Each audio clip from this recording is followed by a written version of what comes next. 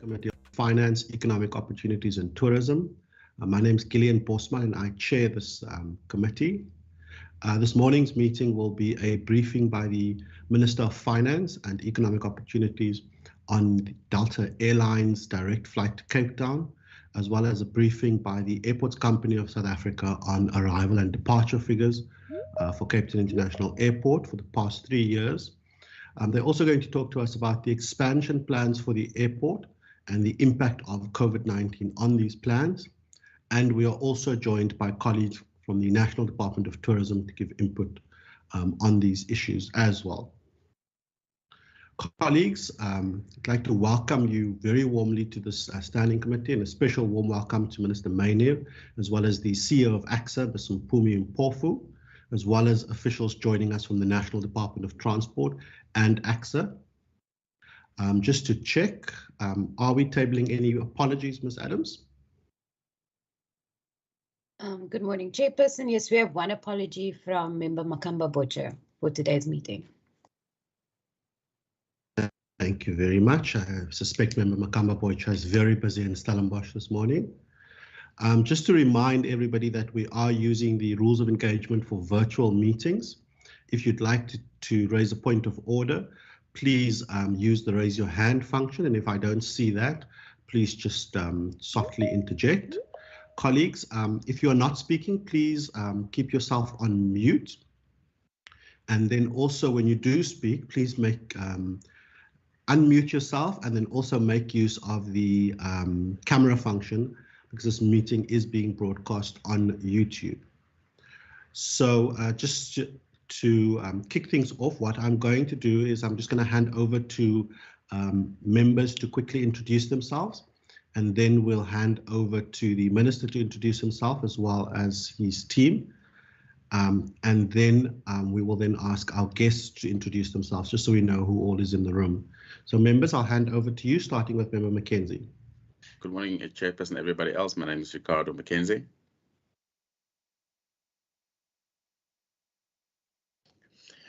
Good morning, Chairperson, and all on the platform. My name is Derek America, member of the committee.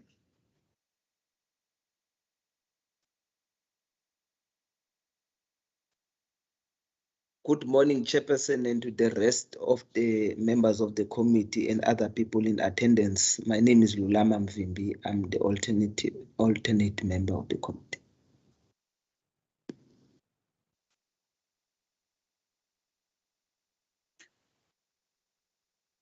Good morning, Chairperson. My name is Nomi Nkondlo, and I'm a member of this committee. Thank you.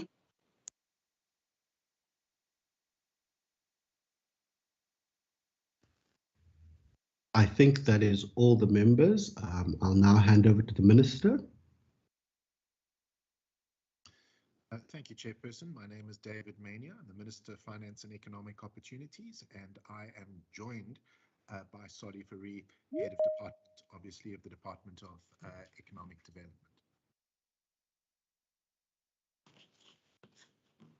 Thank you very much, Minister, and a very warm welcome to the Head of Department, Mr. Soli Fari, as well. I'm now handing over to our colleagues at AXA and at the Department of Transport.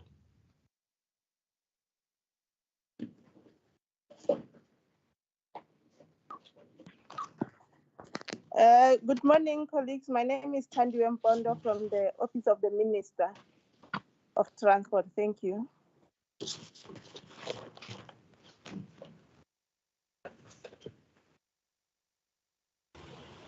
Good morning, colleagues. My name is Chichi Pewa. I'm from the branch Civil Aviation in the Department of Transport. I'm acting DDG.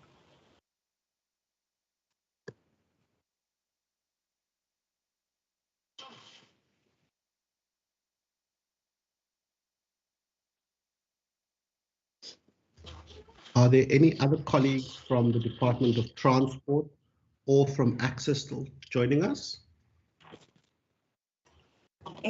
Yes, Chair. On the platform, I have Miss Elizabeth Mpie, who is a Chief Director, Policy, Regulation, Civil Aviation Policy and Regulation And also I am joined by Adam Masomboka, who is the head of corporate legal. Thank you, Chair. Thank you very much. Do we have Ms. Mpofu from AXA with us?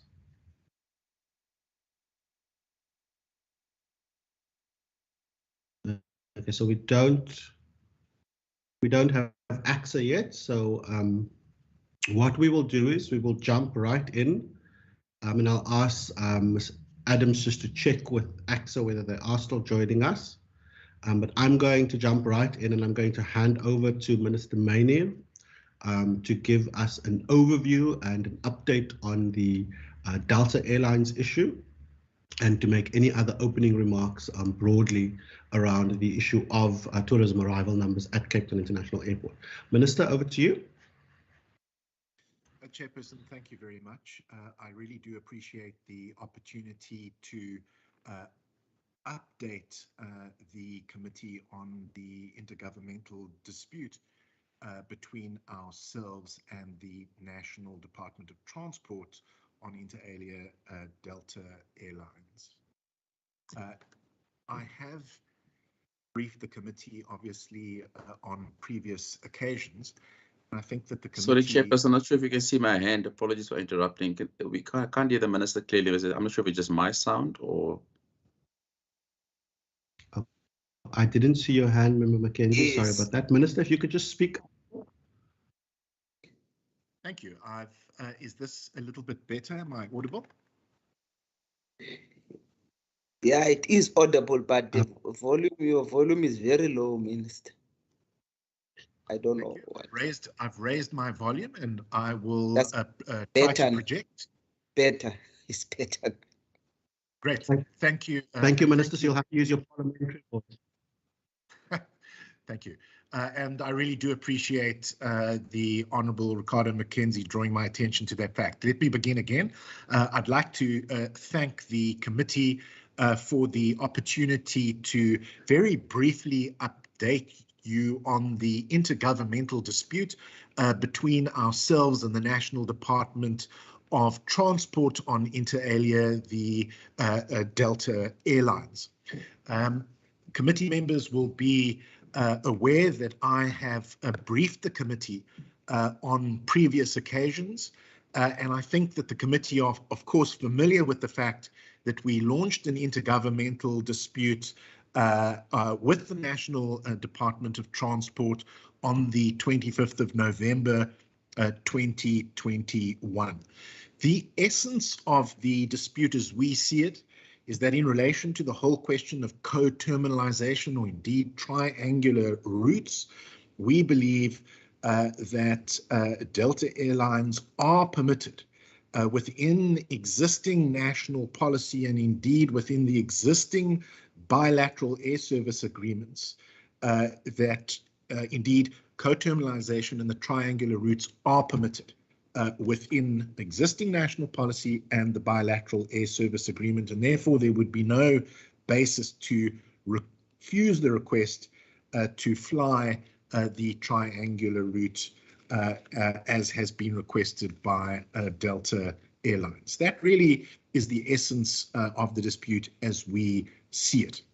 Now, members of the committee will recall that when we last briefed you, the National Minister of Transport, Fikile Mbalula, had written to us requesting a final indulgence to consider the matter and, of course, to revert to us, which, of course, we agreed to and allowed a period of 15 working days from the date of receipt of that letter, which was the 21st of February 2022.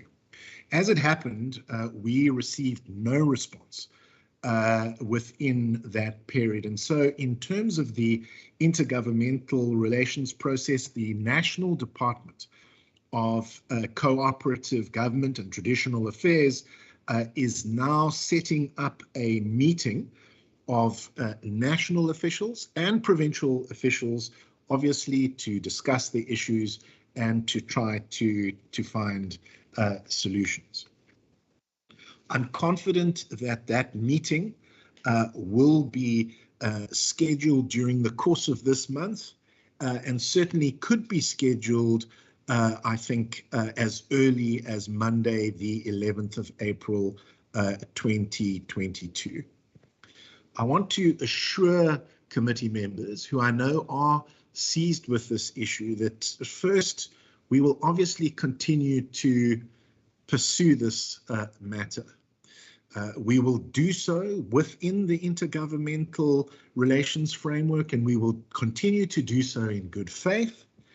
And I'm confident that the issue will be resolved. And I'm also confident that Delta Airlines will eventually be permitted to fly to Cape Town, which I'm sure all the committee members would agree is a good for economic recovery in the Western Cape.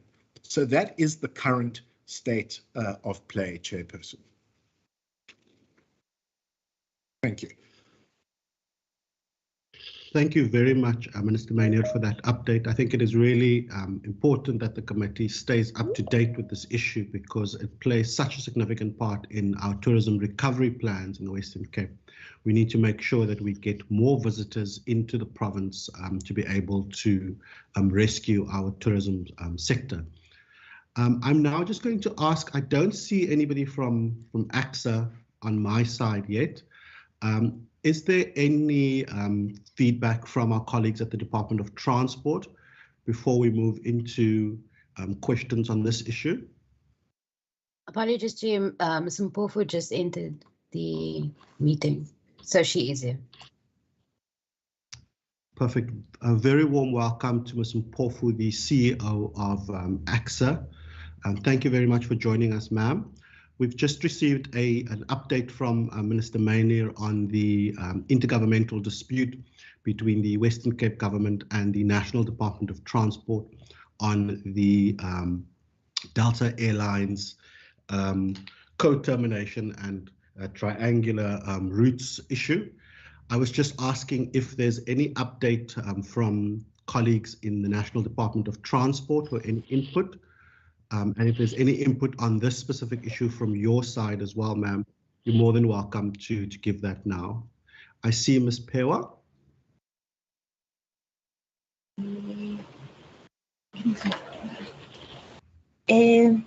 Thank you, Chair, and thank you to the Honorable MEC.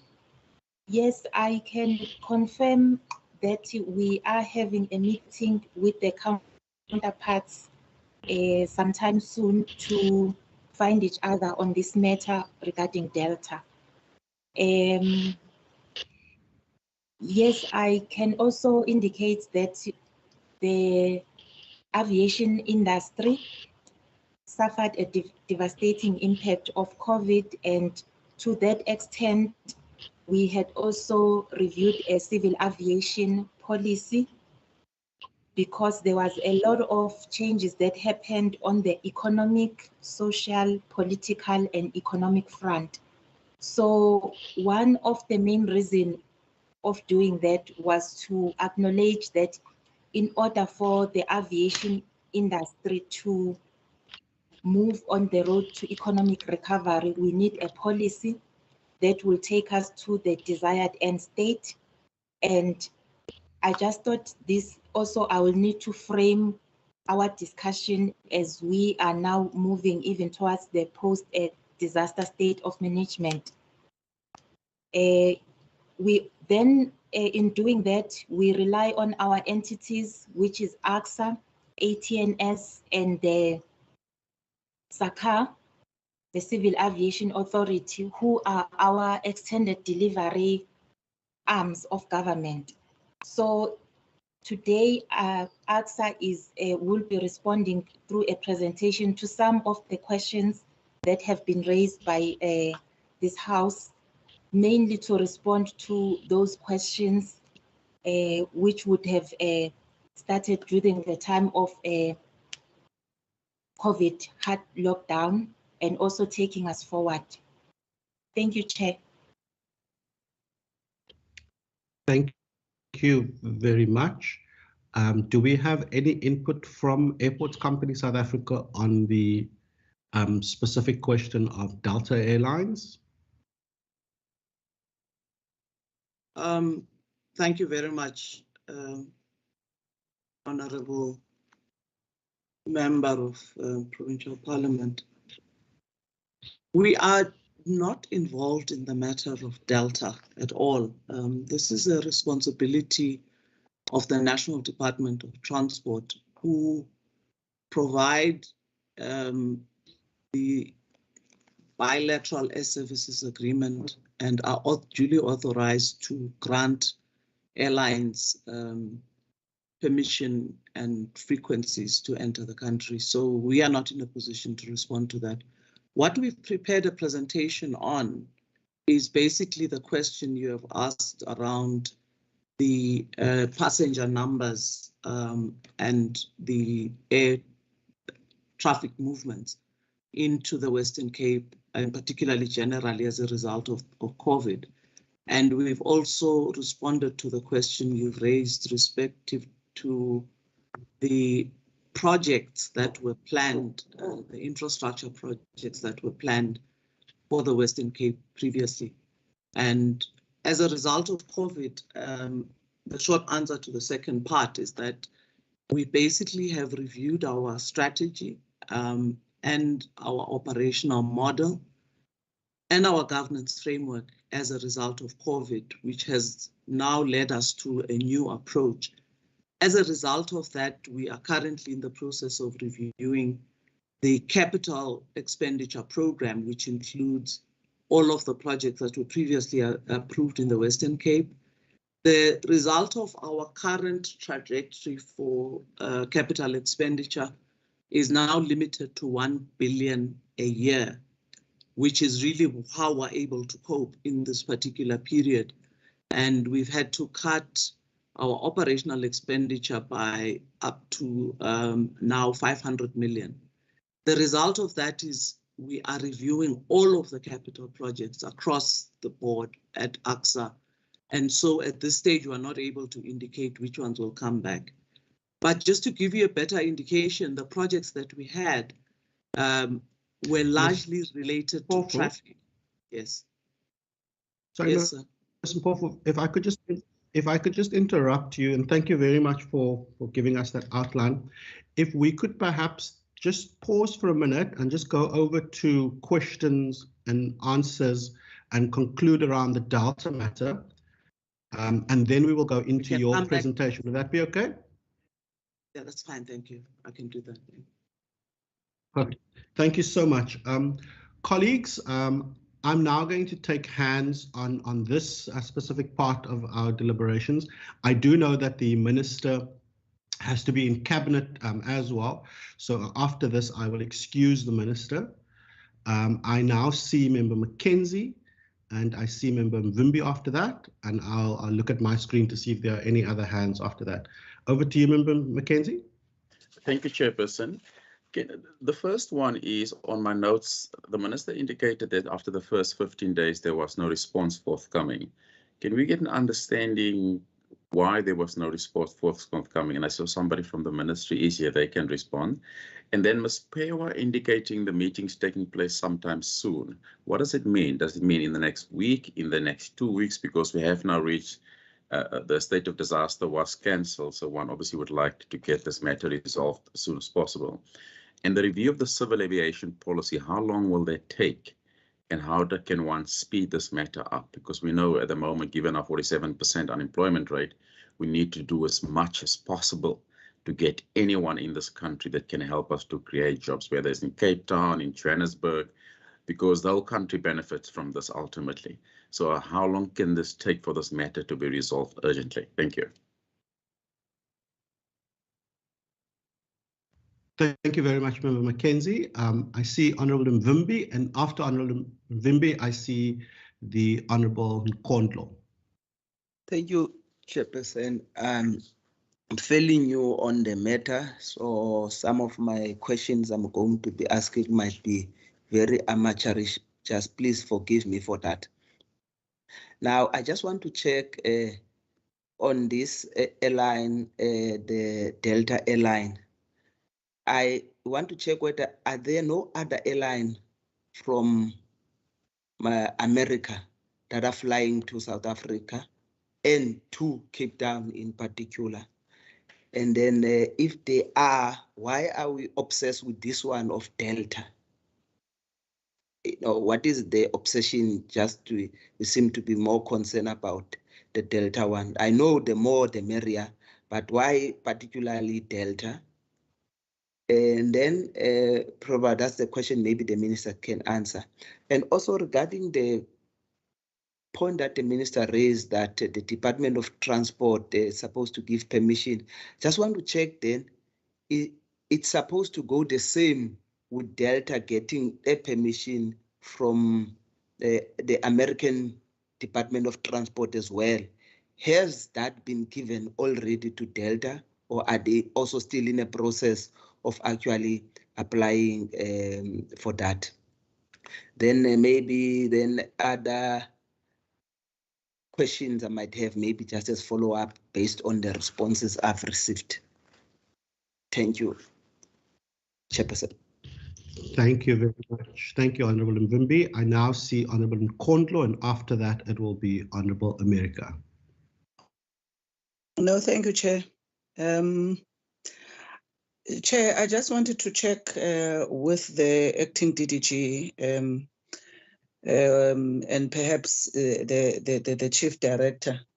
Maybe they can shed some light from the department's point of view, because as the matter now is on intergovernmental dispute, as it has been raised, and Minister has also confirmed that they are awaiting a date, also not confirmed, of when is that date from SALGA to initiate that intergovernmental dispute.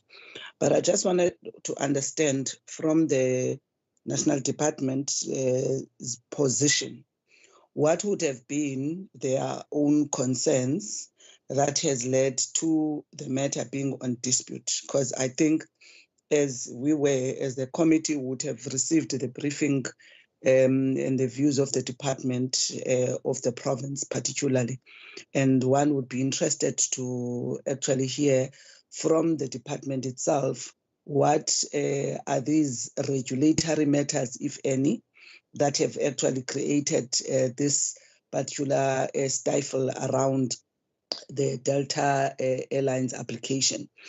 So perhaps that's a matter that they can explain. Secondly, Chair, I'm interested when again acting DDG says post-COVID, because of all the political and other issues, they had to develop a policy at this point. Can she just share with us what would have been, the basis, or what are the highlights of this policy as something that is responding to whatever issues that would have been picked up as a consequence of COVID? And one now is interested to what that policy response is and what is its relationship to the issue at hand, which is the Delta issue or regulation in the aviation space in general. So perhaps if one can just understand what that entails. Thank you, Chair.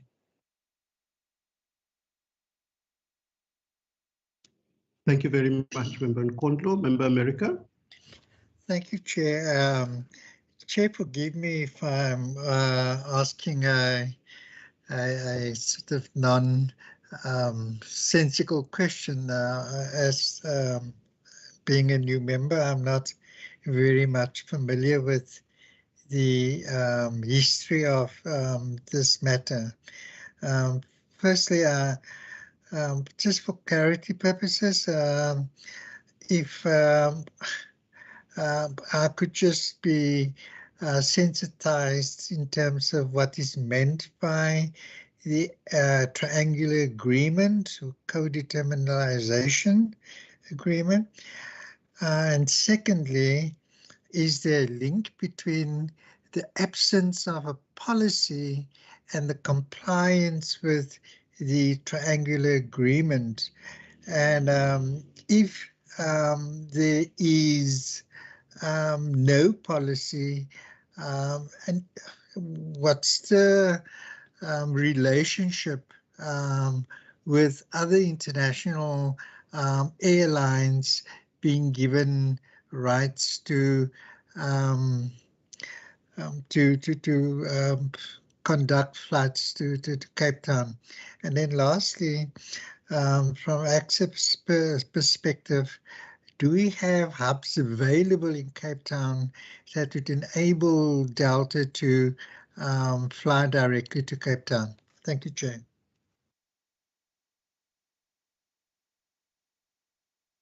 Thank you very much, Member America. I just have a question specifically to our colleagues at the National Department of Transport. In a presentation on your website on the draft aviation policy for South Africa, on slide 4, it says that the regulatory policy review framework must look at staggering certain bilateral agreements in order to allow local airlines the opportunity to stabilize and grow the capacity and markets. Is this sort of this delay on giving sort of Delta permission to fly directly to Cape Town, is that part of that plan, or has that not been factored in? So with those questions, I'm going to hand over to Minister Maynard to respond to the questions that were directly posed to him, and then we'll hand over to our colleagues at Transport, I think, which will be led by Ms. Pew, to respond to some of the questions directed to Transport. Thank you, Chairperson. I think there are really two questions that I could respond to. I think the question was put by the Honourable Mvimbi, why the focus on Delta Airlines? Well, we're focused on Delta Airlines precisely because their request to amend their foreign operator permit in order to permit co-terminalization and flying a triangular route between Atlanta, Johannesburg, and Cape Town was not approved. And so that explains the focus on Delta Airlines.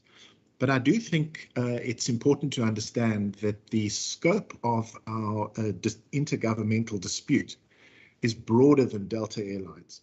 It focuses on a number of issues, including how broadly applications for amendments to foreign operator permits are processed and adjudicated, precisely because there are other cases, including Etihad Airlines.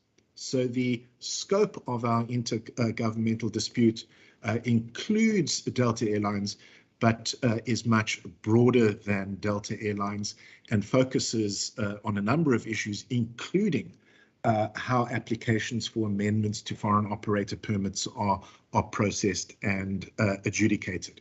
And it's precisely these issues that we hope to be discussing with national government as soon as possible, and hopefully as early as Monday, the 11th of April, 2022.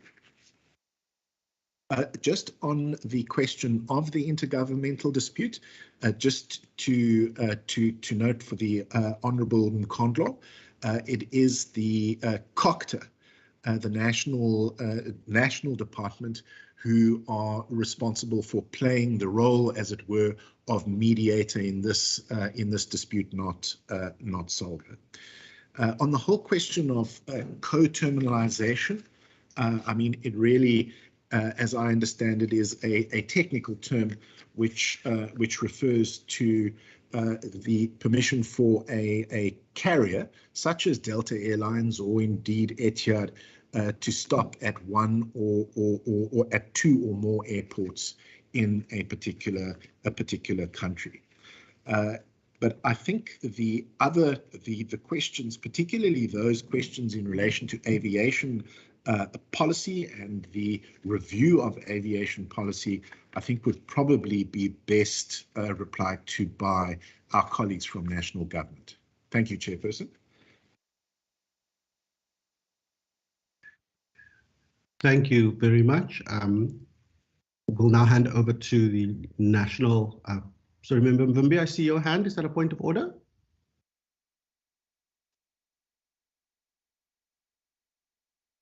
Member Not really, Mvimbi? Chairperson. I think Is the that a- minister, unless it's going to be answered by another person, I've asked whether has data got the approval from the US Department as well, because I suppose there's another process that must be done there as well. I don't know whether, because the minister seemed to be very involved with it, he might be also familiar. I just wanted to find out about that. Chairperson, I would be a little bit cautious about replying to that question on behalf of the US government. I'm not sure. I can obviously undertake to determine the facts and furnish the member with a reply. Perfect. Now, thank you very much, Minister. Thanks. So, Member Mvimbi, the Minister will find out and will revert back to this committee. Colleagues, I'm going to hand over to the National Department of Transport to respond to some of the questions posed to them. I'm not sure who's going to lead that.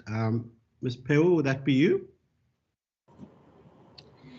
Thank you, Chair. I will take some of the questions and I will allow my colleagues who are with me to also handle some of the questions. I will start with the first one that was saying the meeting will be held soon. Yes, I will concur with the MEC that the meeting is coming in days ahead, and I would have had the date of the 11th. On our side, we were of the view that it is the 18th. So it's a question perhaps of synchronizing diaries and then meeting with our counterparts. So it would have been in that light that we would have just made a statement soon, understanding that we still have to synchronize the date of the exact sitting. On the next question that I would handle, it would have been the issue, what would have been the core of the intergovernmental dispute. To the best of my understanding, I would say it would have been the question of interpretation or the difference in the interpretation of the clauses in the air transport agreement that is signed between ourselves as South Africa and the USA.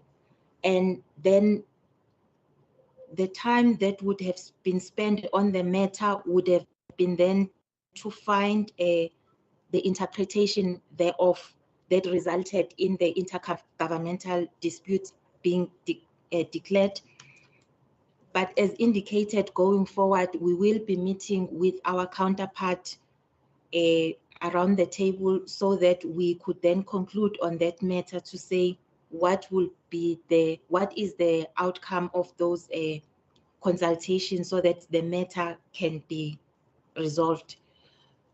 So that will be my answer on that one. And also just to come back on the issue of the policy, civil aviation policy review. Perhaps as a start, I would like to correct that there is a policy in place. It's the National Civil Aviation Policy of 2017.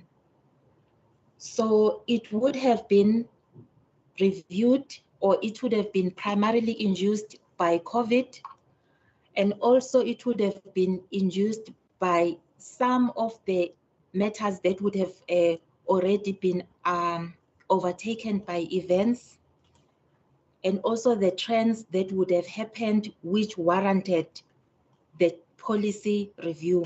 So all those issues put together, when COVID came, because it had a devastating impact on the aviation sector, a decision was then taken to review the policy. And just to indicate some of the factors that would have been considered in moving forward was that when during lockdown, there were no passenger movement, there were no aircraft coming to our shores, freight would have been the business that kept the aviation industry going. So there was a realization that we need to start promoting freight as a business, because worldwide there was a boom in e-commerce and e-freight. So one of the reasons for reviewing the policy was now to emphasize the role of freight going forward, so that if ever we are hit by the pandemic, there is no sole reliance mainly on passenger only, but there is a diversification to rely also on freight. There were also issues of global aviation, to say as we move forward in this economic recovery era, we need to reposition aviation and South Africa so that it occupies its rightful position in the global arena, take up the opportunities that are accruing to us as a player in the global space, and also take part in those platforms where we begin to pronounce ourselves and take leadership position. Also, just to mention, there is also a need to develop domestic aviation, because as we know that domestic aviation is deregulated in South Africa, but how best do we then develop a domestic aviation?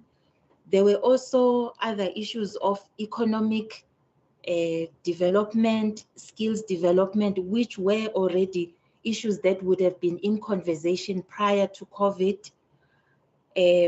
I can just cite those as the other issues that would have been specific issues that prompted the review of the policy.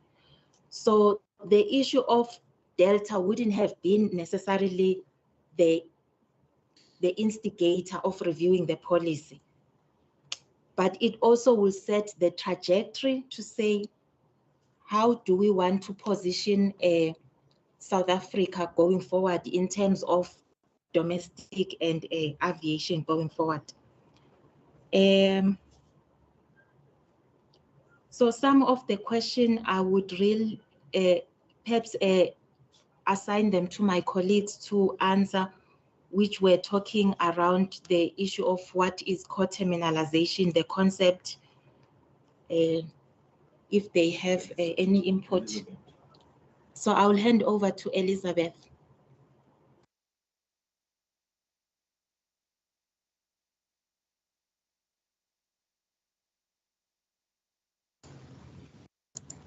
Thank you, Acting DDG. Good morning. So, co-terminalization concept, or maybe even before I get to that, before I get to the co-terminalization concept. So, in terms of the foreign operators permit that Delta has currently been issued with, the airline is allowed. The airline has been awarded 7 frequencies, and they are allowed to operate Atlanta, Johannesburg, or Atlanta, Cape Town route in terms of the permit that was issued to Delta Airline. And then to respond to what co-terminalization is. So co-terminalization allows an airline to combine 2 domestic routes. So in the case of Delta, co-terminalization will allow Delta to operate from Atlanta, carrying passengers that are destined for both Johannesburg and Cape Town. The Delta airline then will come from Atlanta, fly into Johannesburg, drop off passengers that booked to go to Johannesburg, and once the passengers have been offloaded, then they will continue and fly to Johannesburg and drop off passenger, fly from Johannesburg to Cape Town and drop off passengers that are booked their flights directly to Cape Town. So basically that's what co-terminalization is. They are allowed to operate 2 domestic routes within a particular country. Over to you, Acting DDG.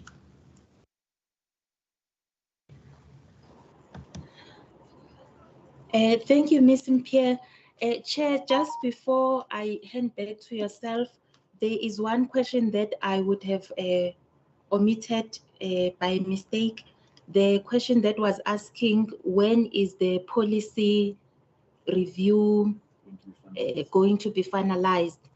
In terms of the roadmap that we have, the time frame would be that we conclude it this year, and we then take it for final approval even this year. So in terms of the next step, we are to do the public consultation and do cluster consultation, and then we take it to cabinet so that we can air it to the public for public comments. And after we have received the inputs, we will then incorporate and conclude it, and then it is concluded still within 2022. Thank you, Chair. Thank you very much, Acting DDG. I see one member's already raised their hand in response to follow-ups. Members, I'm now going to ask if you've got any follow-up questions or any additional questions. If you could please just indicate now. Just from my side, I'm wanting to understand. So in terms of the review of the aviation policy, are we expecting any significant changes to the National Airports Development Plan? I think, Ms. Mpie, if you could perhaps speak a bit more about how the focus on cargo also links into a rail and freight transport, because if, in my understanding, if we're going to be placing a specific focus on cargo, how are we also then going to be moving cargo between cities as well?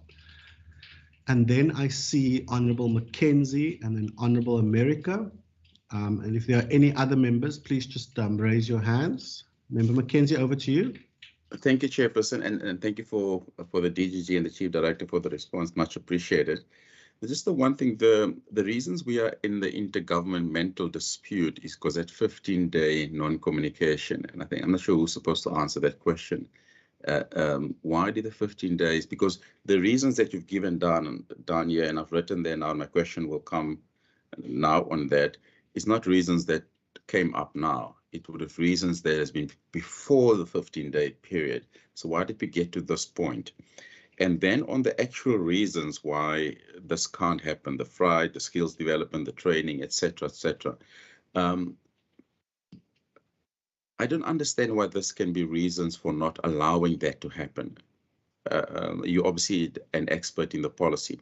And will the dispute or the intergovernment dispute resolve this, or will the policy that you still need to go for public participation, public consultation and cabinet that you hope to finalize before the end of December resolve this matter? Or do you, in your opinion, will the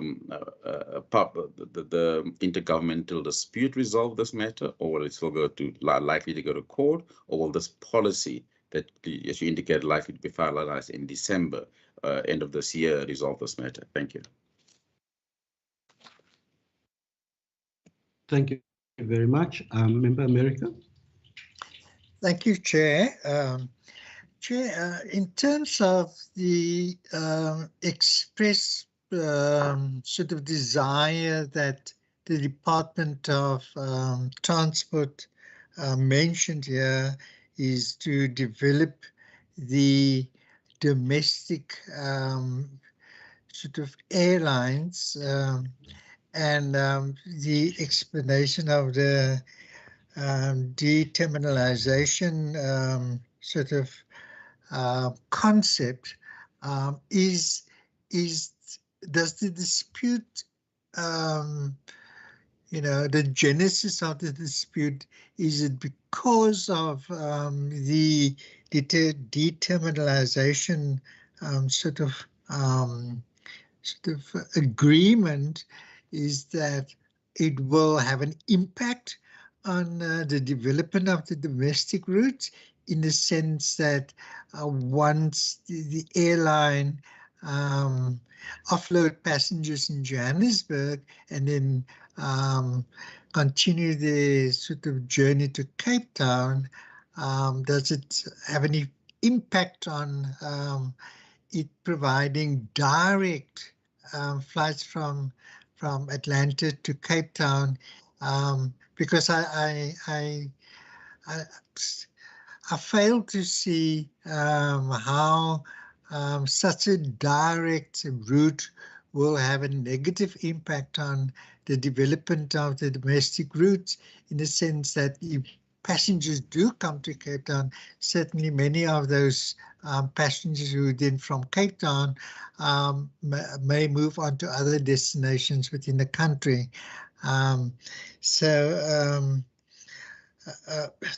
Lastly, if coming back to the direct route to Johannesburg, would the airlines be sort of permitted to onboard passengers from Johannesburg to Cape Town? And then lastly, a question that was not responded to in terms of hubs. Do we have the available hubs in Cape Town to facilitate a direct flight from Atlanta? Thank you, Chair. Thank you very much. I see Member Mvimbi. Yes, Chairperson, it's just maybe whilst the minister might give me a response on that, I highly appreciate that, because maybe in the response as well, not now, I know he's going to, we'll still go and check and come back and give a response on that later on.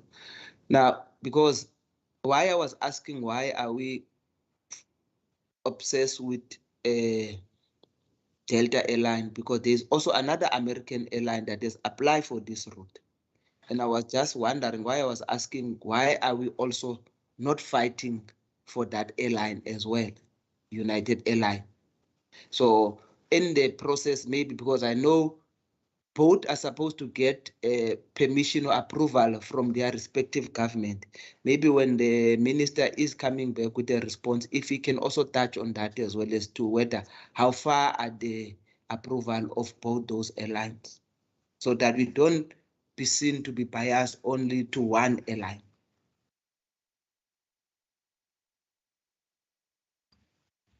Okay, thank you very much, Member Mvimbi.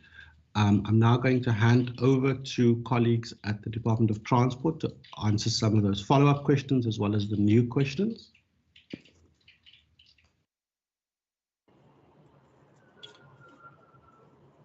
Thank you, Chair. I will, apologies for that. I will take the question on the, let me see. It's on the 15 days delay and the reasons thereof. We would like to submit that, as indicated before, there was a process of consultation that would ensue, where the department would have wanted to find the correct interpretation. So it would have been in that midst of consultation that I would position the delay to have happened. But now that that process of consultation has concluded, we are now proceeding to meet with our colleagues. As indicated, we have a meeting that is scheduled in the next coming few weeks. And also, if I got right, the question of what would have gotten us to be in the main, the dispute of the intergovernmental disputes that we are in. as indicated, Chair, it would have been around the interpretation of the co-terminalization clauses in the agreement. So I would not be able to get into the intricacies of it because we believe that we will be having a meeting with the technocrats, our counterparts, where we will then discuss that into detail. But if my colleagues can come in also and reinforce on that one, that will be our submission or high-level submission on that response. And also the question that was raised, is the policy going to pronounce on Delta when we say we will finish it later this year? The answer is no. We were mainly outlining the policy that is underway and also the roadmap. However, as the consultation that we have instituted has given us a response or a guide, we will then be concluding the matter on Delta soon with our colleagues. So we won't wait necessarily for the policy, although the policy will have pronouncement on issues similar to Delta going forward. Thank you, Chair.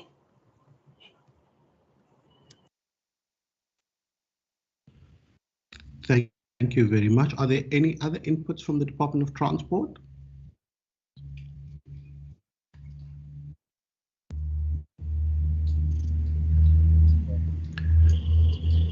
You may go ahead, Ms. Pear. Thank you, Chair. So there was a question on the direct operation to Cape Town, and I just want to confirm and reiterate that in terms of what Delta has been granted, in terms of the foreign operators permit that was granted to Delta, the airline is currently allowed to operate direct services into Cape Town. Thank you, Chair. Thank you very much. Minister Maynard, were there anything that you wanted to respond to? Thank you. There were a couple of points. The Honourable Ricardo Mackenzie on the question of whether this matter will be resolved as a result of the aviation sort of policy review. We say no, because of course the request to amend the foreign operators permit we believe should be adjudicated in terms of existing national aviation policy and of course within existing bilateral agreements. And it's these issues, of course, that we will traverse in the meetings with national government.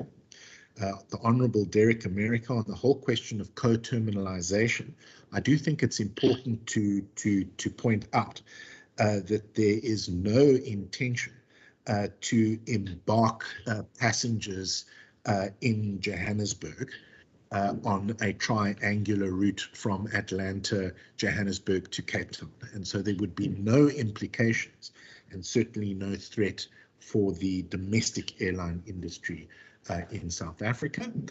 The Honourable Mavimbi, I will of course revert to you on your questions, and I will do so in writing, but I'm not aware that another airline, possibly a United Airline, has applied for a triangular route, but I will clarify the 2 points you raise and reply in writing. Just also think it's important on the whole question of the sequencing of these meetings. I'm obviously delighted to hear from our colleagues in national government that they are committed to a meeting. I did say in my opening remarks that I was confident that the meeting will take place this month. And then I said at the earliest possible date on the 11th of April 2022. But of course, if the alternative being proposed is the 18th of April 2022, we are comfortable with that, and of course look forward to the meeting and look forward to resolving this issue. Thank you. Thank you very much, Minister. Ms. Mpe, I see your hand is raised. Nope, It's a legacy hand, Chair. My apologies. But again, maybe just to confirm, it is indeed correct that United Airlines also applied for co-terminalization when they submitted a renewal for foreign operators permit application. So they did apply for co-terminalization, but what was therefore approved was direct flights to either Cape Town or Johannesburg from Newark. Thank you, Chair. Thank you very much for that clarity. That's very helpful to know. Colleagues, thank you very much for that and for your responses. Minister, I'm mindful of the fact that you need to be in Cabinet, so I'm just going to ask if there are any closing remarks that you'd like to make on this issue before we go over to the next item on our agenda.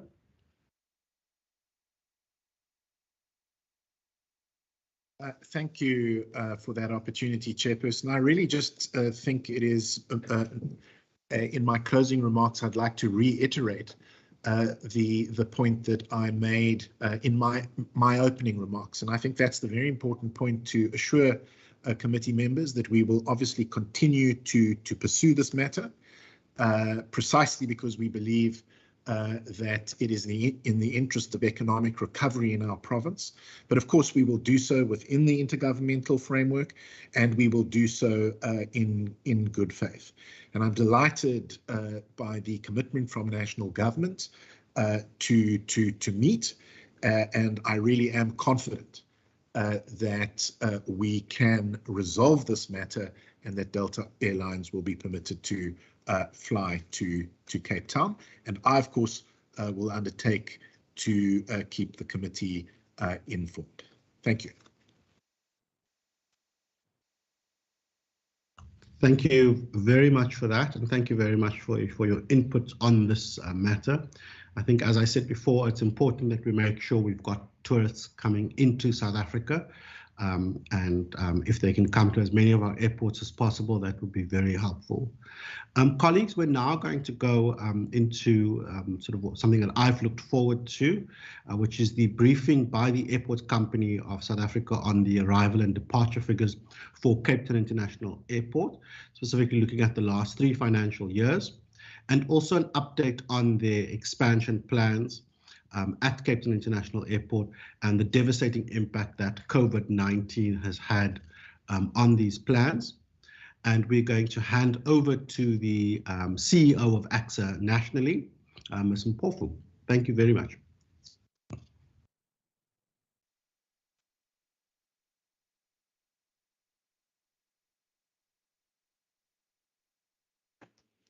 Thank you very much, Honourable Chairperson, and good morning again to all the honourable members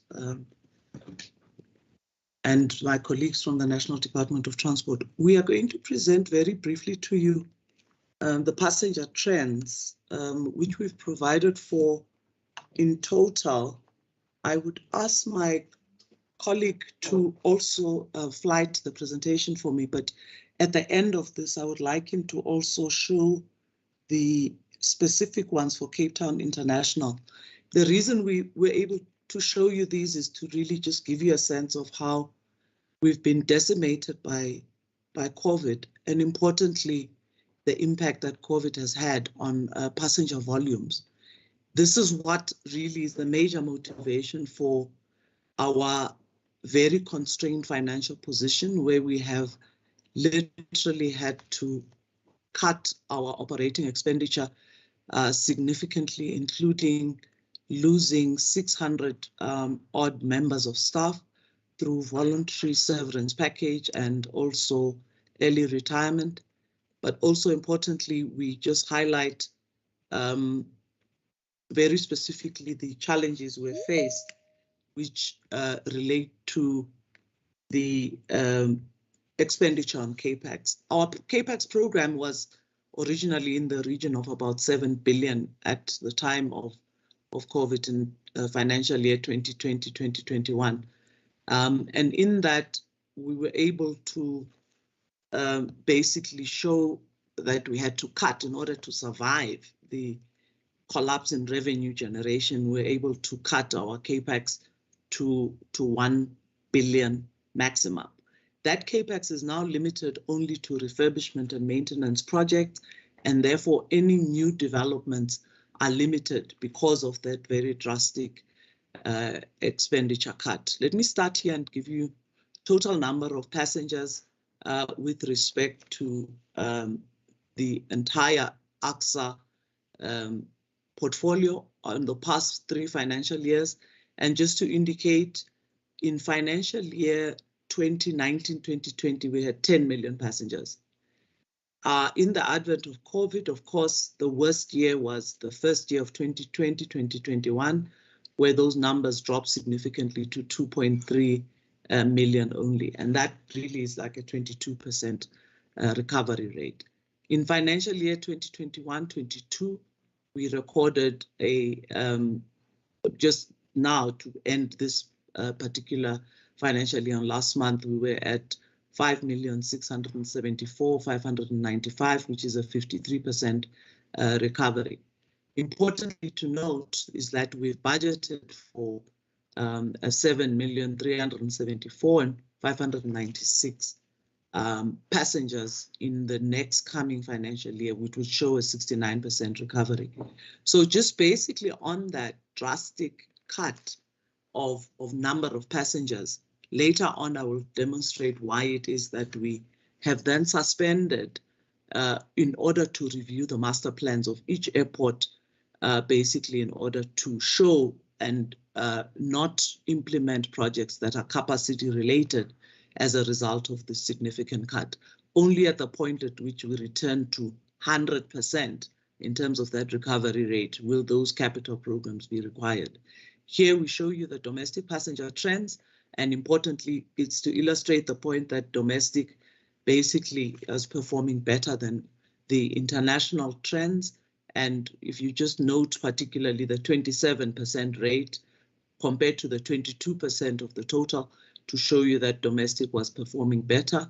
And importantly, in the financial year 21-22, that 59% is relatively higher. Again, we have budgeted for, on the domestic leg, 5,984,682 passengers, showing a 74% recovery rate. If we move to the next slide, the international by comparison, and this is what's important between splitting these two between domestic and international. As a result of the very drastic measures that have been taken, we saw particularly with the Omicron variant in December, a not well understood international approach towards reviewing their schedules to South Africa. And that recovery is then going to be influenced by what the president announced the other day, which is lifting the state of disaster. But you can see very clearly in comparison, international passenger trends have been very, very poor as a result of countries now, not even airlines, individual countries looking at a risk assessment for South Africa, particularly with the Omicron variant, and taking decisions not to fly into South Africa. That 33% performance in the just concluded financial year is very, very low, and we expect some improvement in the next financial year, but even that is quite muted at 55%. The conclusion of these slides is importantly to indicate that our domestic aviation is performing much better than our international aviation, but we hope that the decision to lift the state of disaster would start improving those figures, because we expect countries to then lift the previous travel ban they had on South Africa, but also the travel restrictions. What we find basically from our analysis is also that it is the requirement not only to test and provide valid test certificates when people arrive at destinations, but what really dissuades passengers from embarking on journeys is the requirement to quarantine when they arrive at destinations. And that basically is what results in a lower passenger figures on the international front. If you move to the next slide, here we show you a daily average of passenger trends, which would also indicate, importantly, the recovery rate at 53% in the previous financial year, and the budget for 69% in the year that is to come in 2022-23. So we are expecting a resurgence of passengers, even in terms of the daily average. But what's important to note is that recovery really would be still far off our 2019 figures. And you can see there, if you just compare, our 2019 daily average passenger figures were at 29,000 compared to the 20,000 that we're even budgeting for. All predictions are indicating a recovery possibly in financial year 24-25, depending on which scenario you take. Largely, this is driven by the rate of vaccinations and the distribution of vaccinations, and that will determine how fast we get back to that 100% that we originally were operating at in 2019. If you move to the next slide. The current operating airlines we indicate are the following, and we've just linked them in terms of the domestic and the international airlines that are operating. And the ones that are non-operational are also provided to you both at the domestic and at the international level. What is important is, I think, the point that is made by my colleagues from National Department of Transport, that both United Airlines and Delta do have rights to fly directly to Cape Town. The only real issue is the co-termination application, which would allow them to triangulate from America to Johannesburg and then to Cape Town. But they're currently operating into Johannesburg directly without the link to Cape Town.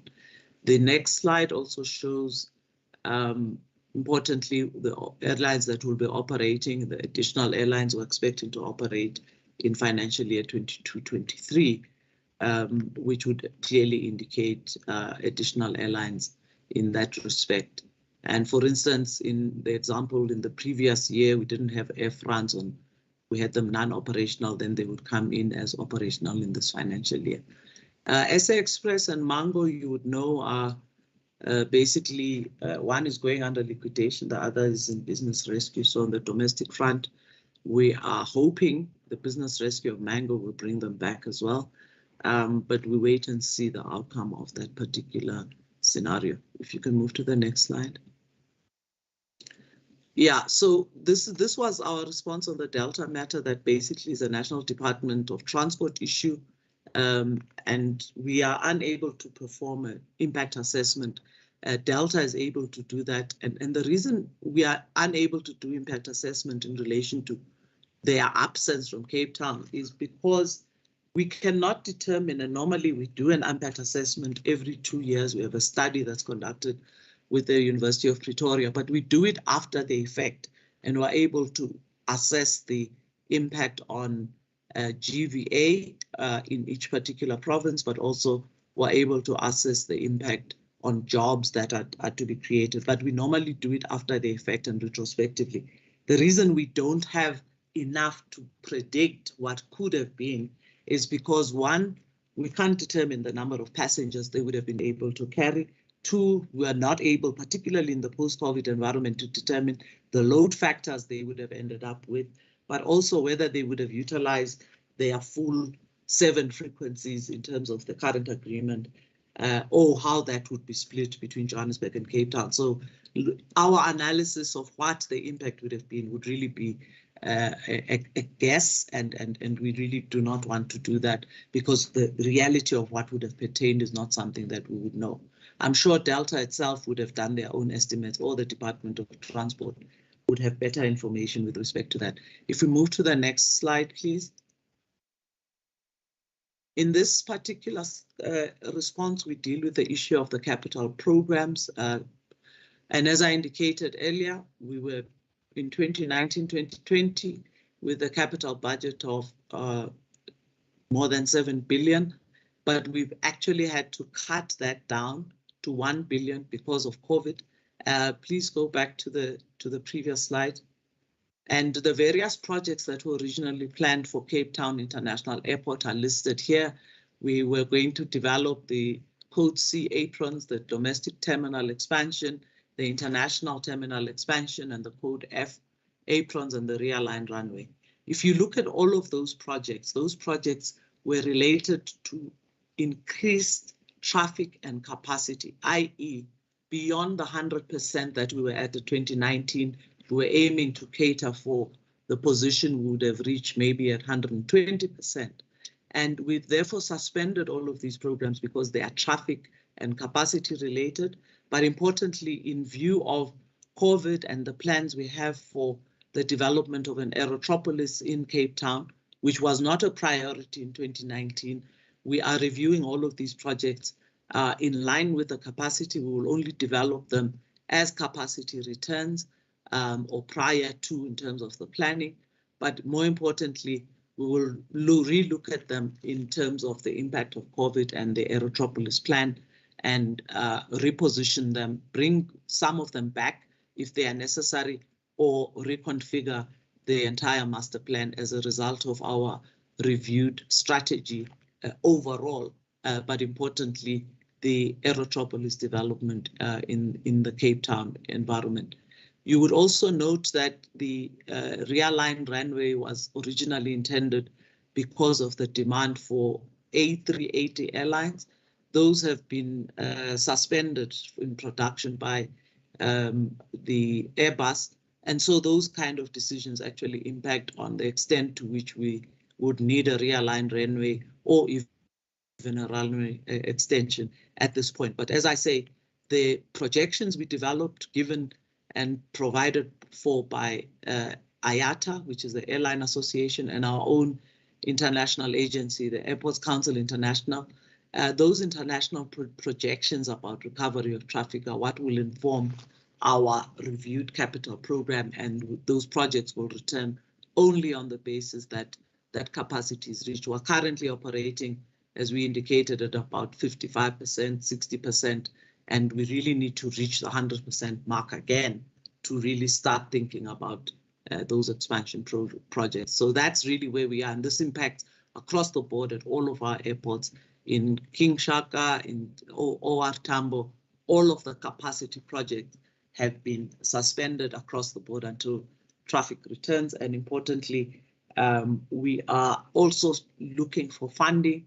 We were talking to DBSA and we're talking to the New Development Bank, because if we're able to find relief financially for financing of our capital program from outside of AXA, we'll try to do that in order to see whether the capital projects can return earlier than was originally intended. But on our own, without that additional financing from elsewhere, we have to wait until such time that our revenues improve, which is probably around 2025, 26, and those numbers on traffic actually do increase at least back to the 100% where we were to justify the implementation of these expansion projects.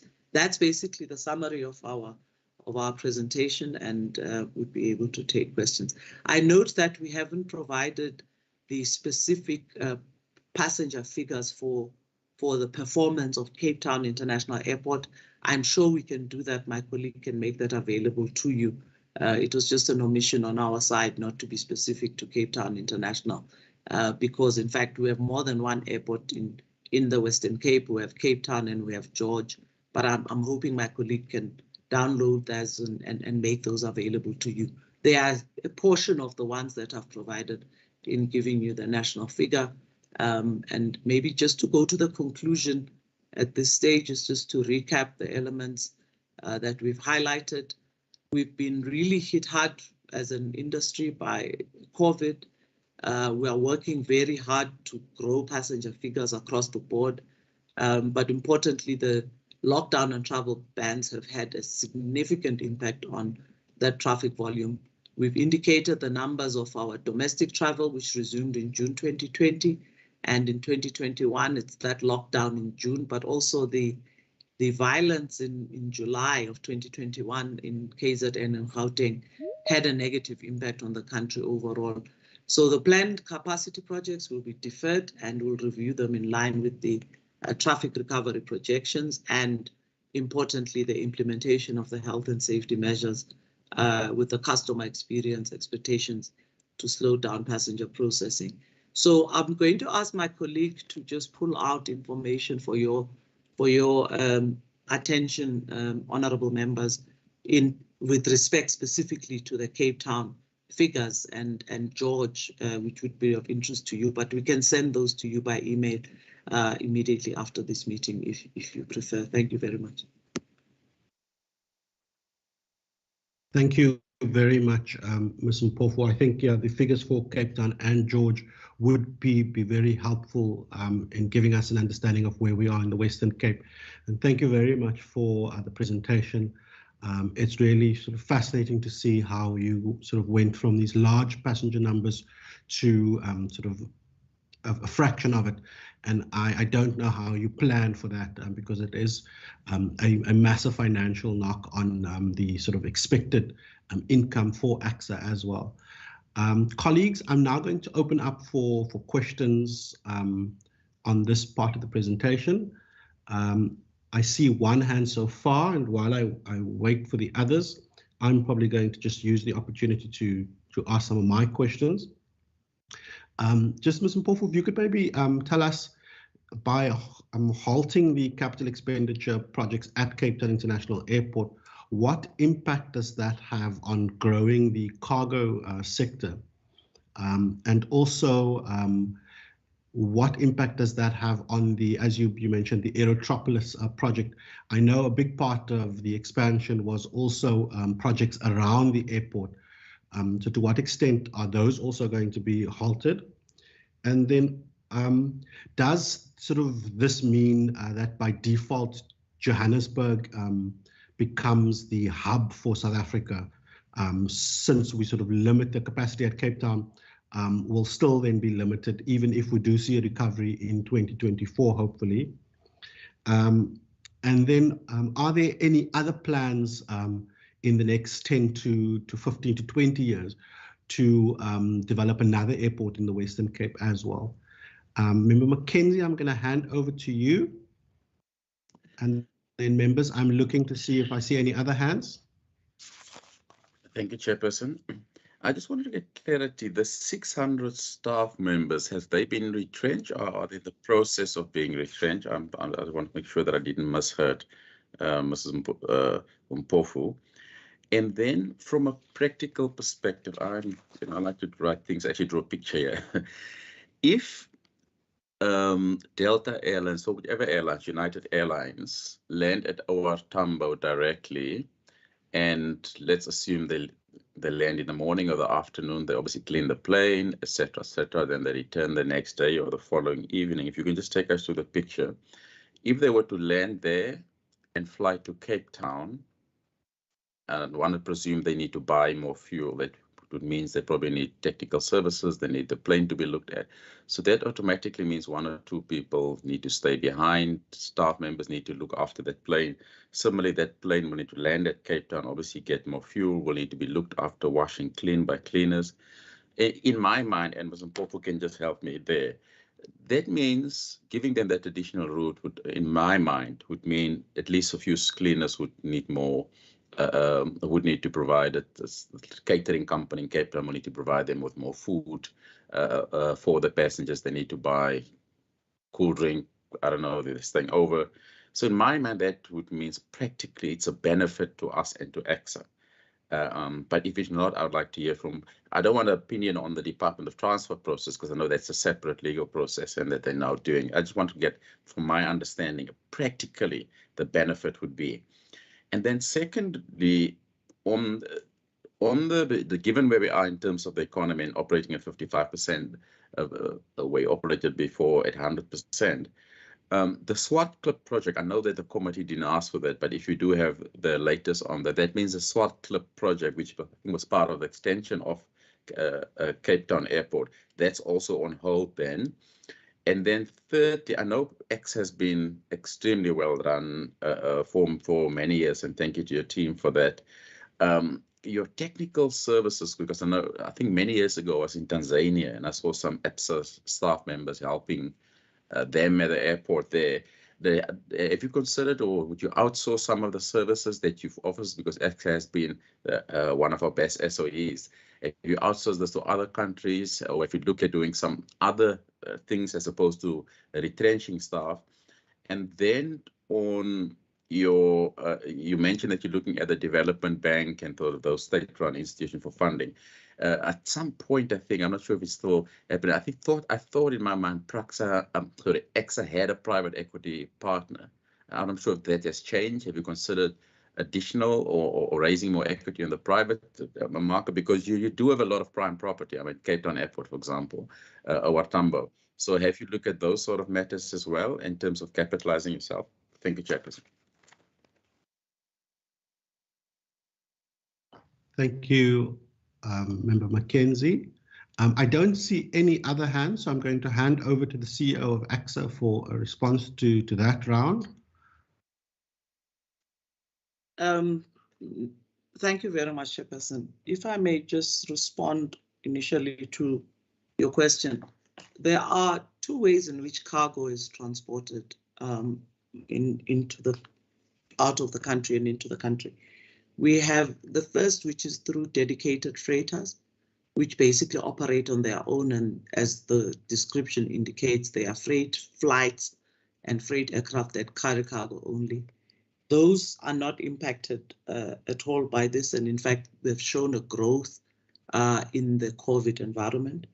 And secondly, cargo comes through what we call underbelly. What has happened over the last few years is that airlines have purchased wide-bodied aircraft which enable them to load a lot of cargo underbelly without having separate dedicated cargo like the DHLs and others. So the normal aircraft that do come in would be carrying cargo themselves, and subject to whether or not those aircraft are being deployed by countries on the basis of reopening after COVID, that second portion impacts on the volumes of cargo, because if passengers are not coming in, then that underbelly cargo is also not coming in. So there is some negative impact with the muted recovery from passenger airlines because of the underbelly phenomenon. And as more airlines invest in underbelly, the more dependent the relationship is between passenger flights and cargo being brought into countries. In fact, I think what we have developed is a cargo strategy that aims to promote, yes, whilst you do carry underbelly, but promote dedicated freighters more, so that we can disassociate, given the COVID experience, cargo from passengers, because we've just seen how resilient cargo is, and it tends to perform well in the face of pandemics like COVID. So our cargo strategy is looking at promoting that, developing better facilities for cargo facilitation in all our airports, and that is to come at a later stage. So basically halting those projects doesn't have an impact on cargo as such, given or the facts that I've indicated, but importantly, that our effort has always been to grow, particularly dedicated cargo. We can't do anything about passenger cargo, passenger laden or underbelly cargo that comes in passenger flights, because that's dependent on how countries respond to COVID. The interest of passengers' health comes first before cargo, and therefore they do not increase the frequencies, or they do not allow their airlines to come in. The second issue related to Aerotropolis, I must indicate that in terms of Aerotropolis, given our resource constraint and our revenue streams that are very low at this point, we are doing the planning for Aerotropolis. The minister, if he's still here, knows this well. We are in consultation with the provincial government of Western Cape. And I must indicate that the Cape Town Aerotropolis is really behind in planning. And to a large extent, that also is because of just the lack of engagement between AXA and the provincial and local government around the Aerotropolis issue. So we have other Aerotropolis planned for OR Tambo and King Shaka, and I must indicate the interaction there is running at a faster pace. So what would help is for at least the provincial government, which we've interacted with, I think it's their planning department, and ourselves to just continue the engagements with the city of Cape Town and finalize those plans.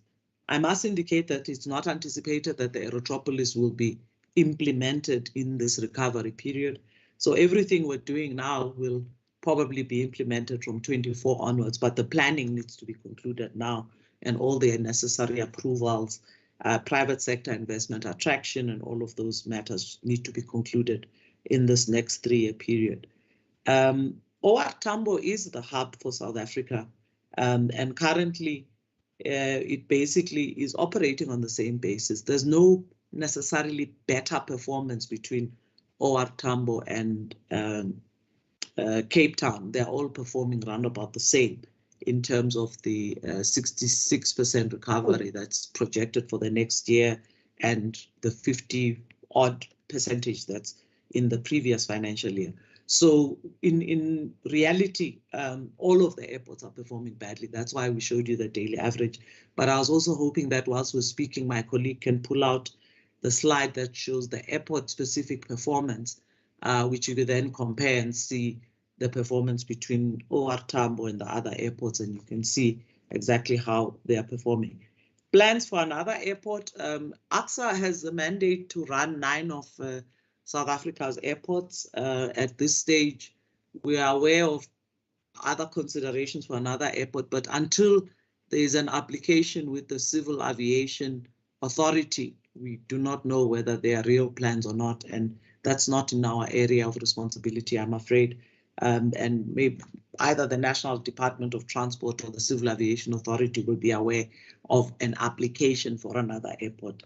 We interacted with some colleagues from Cape Town who are not sure whether they are proceeding with submitting an application or not, but they don't fall under the AXA umbrella, and that's not a matter that we would deal with at all, actually. That's to the question around another airport. The question around the 600 staff members, I had indicated as I presented that we embarked on a process of reducing operating costs to the tune of 500 million, and the 600 staff members were provided with a voluntary severance package, including others who took early retirement. So there have been no retrenchments at AXA. And all these processes were actually voluntary, and those 600 members took the voluntary severance package. We also ensured that we don't let go of staff in critical skills areas, and the only ones that applied were those largely who were in areas of duplication and in areas where the critical skills were not needed in the foreseeable short term as a result of COVID. The issues related to whether Delta would benefit at OR Tambo, not necessarily, because Delta would have landed in OR Tambo and received the same service even if they were going back to the United States. There is no additional benefit from them going to Cape Town rather than going back to the USA. They receive exactly the same services. So there wouldn't be a direct benefit. There's no relationship between the granting of co-termination and benefit at OR Tambo Airport at all, because they would have been there, they would have received the same service, and they would have been, which direction they take does not influence the service that they receive. So I'd like to be very clear about that, that question. The projects in Swartklip, again, those projects are suspended because basically, firstly, our CAPEX is now 1 billion a year, and it's limited to maintenance and just keeping the operations running. But also the question about how we provide services to other airports. Yes, we are the go-to company for the purposes of providing technical services. Firstly, in South African domestic airports, we have signed up a contract with Richards Bay, who has asked us to provide technical services and operation and management services. We are in negotiations. We've signed an MOU with Tshwane to help them with their Vanderboom Airport. So we are basically outsourced by municipal and provincial airports, and those two are particularly ones that we've concluded. We do have owners other than government. We are 74% owned by government, represented by the National Department of Transport, but the 20% is then held by, it's not a private equity company, it's PIC, very specifically, the Public Investment Corporation, which is holds the pensions, government pension fund, and they own 20% of us. And then we have a number of minority shareholders that own 5%. So we're not looking for equity investment. The relationship we would have with DBSA and any other bank would be to give us relief on our own funds by funding our capital program so that we're able to utilize the money we would have reserved for that 1 billion and utilize it better in operations and in other programs. So that really would be just a kind of substitution of our CAPEX funding by those that fund CAPEX. DBSA last year was able to loan us 800 million, and that basically constituted a large portion of our CAPEX program. And we're talking to them about future years as well. What we have been provided with by government is a preference share as support, and we are looking towards an additional preference share from PIC, which they have not concluded through their governance processes at 1.5 billion. And that's really how we are funded. Equity investment is not on the table currently. It's not necessary either because of these preference share allocations that we've received. They constitute a form of debt, both from government and PIC, who are our shareholders.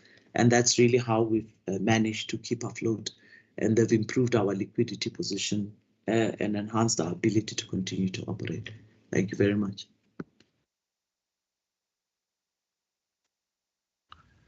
Thank you very much, Ms. Mpofu. I see Honourable America and then Honourable Mackenzie.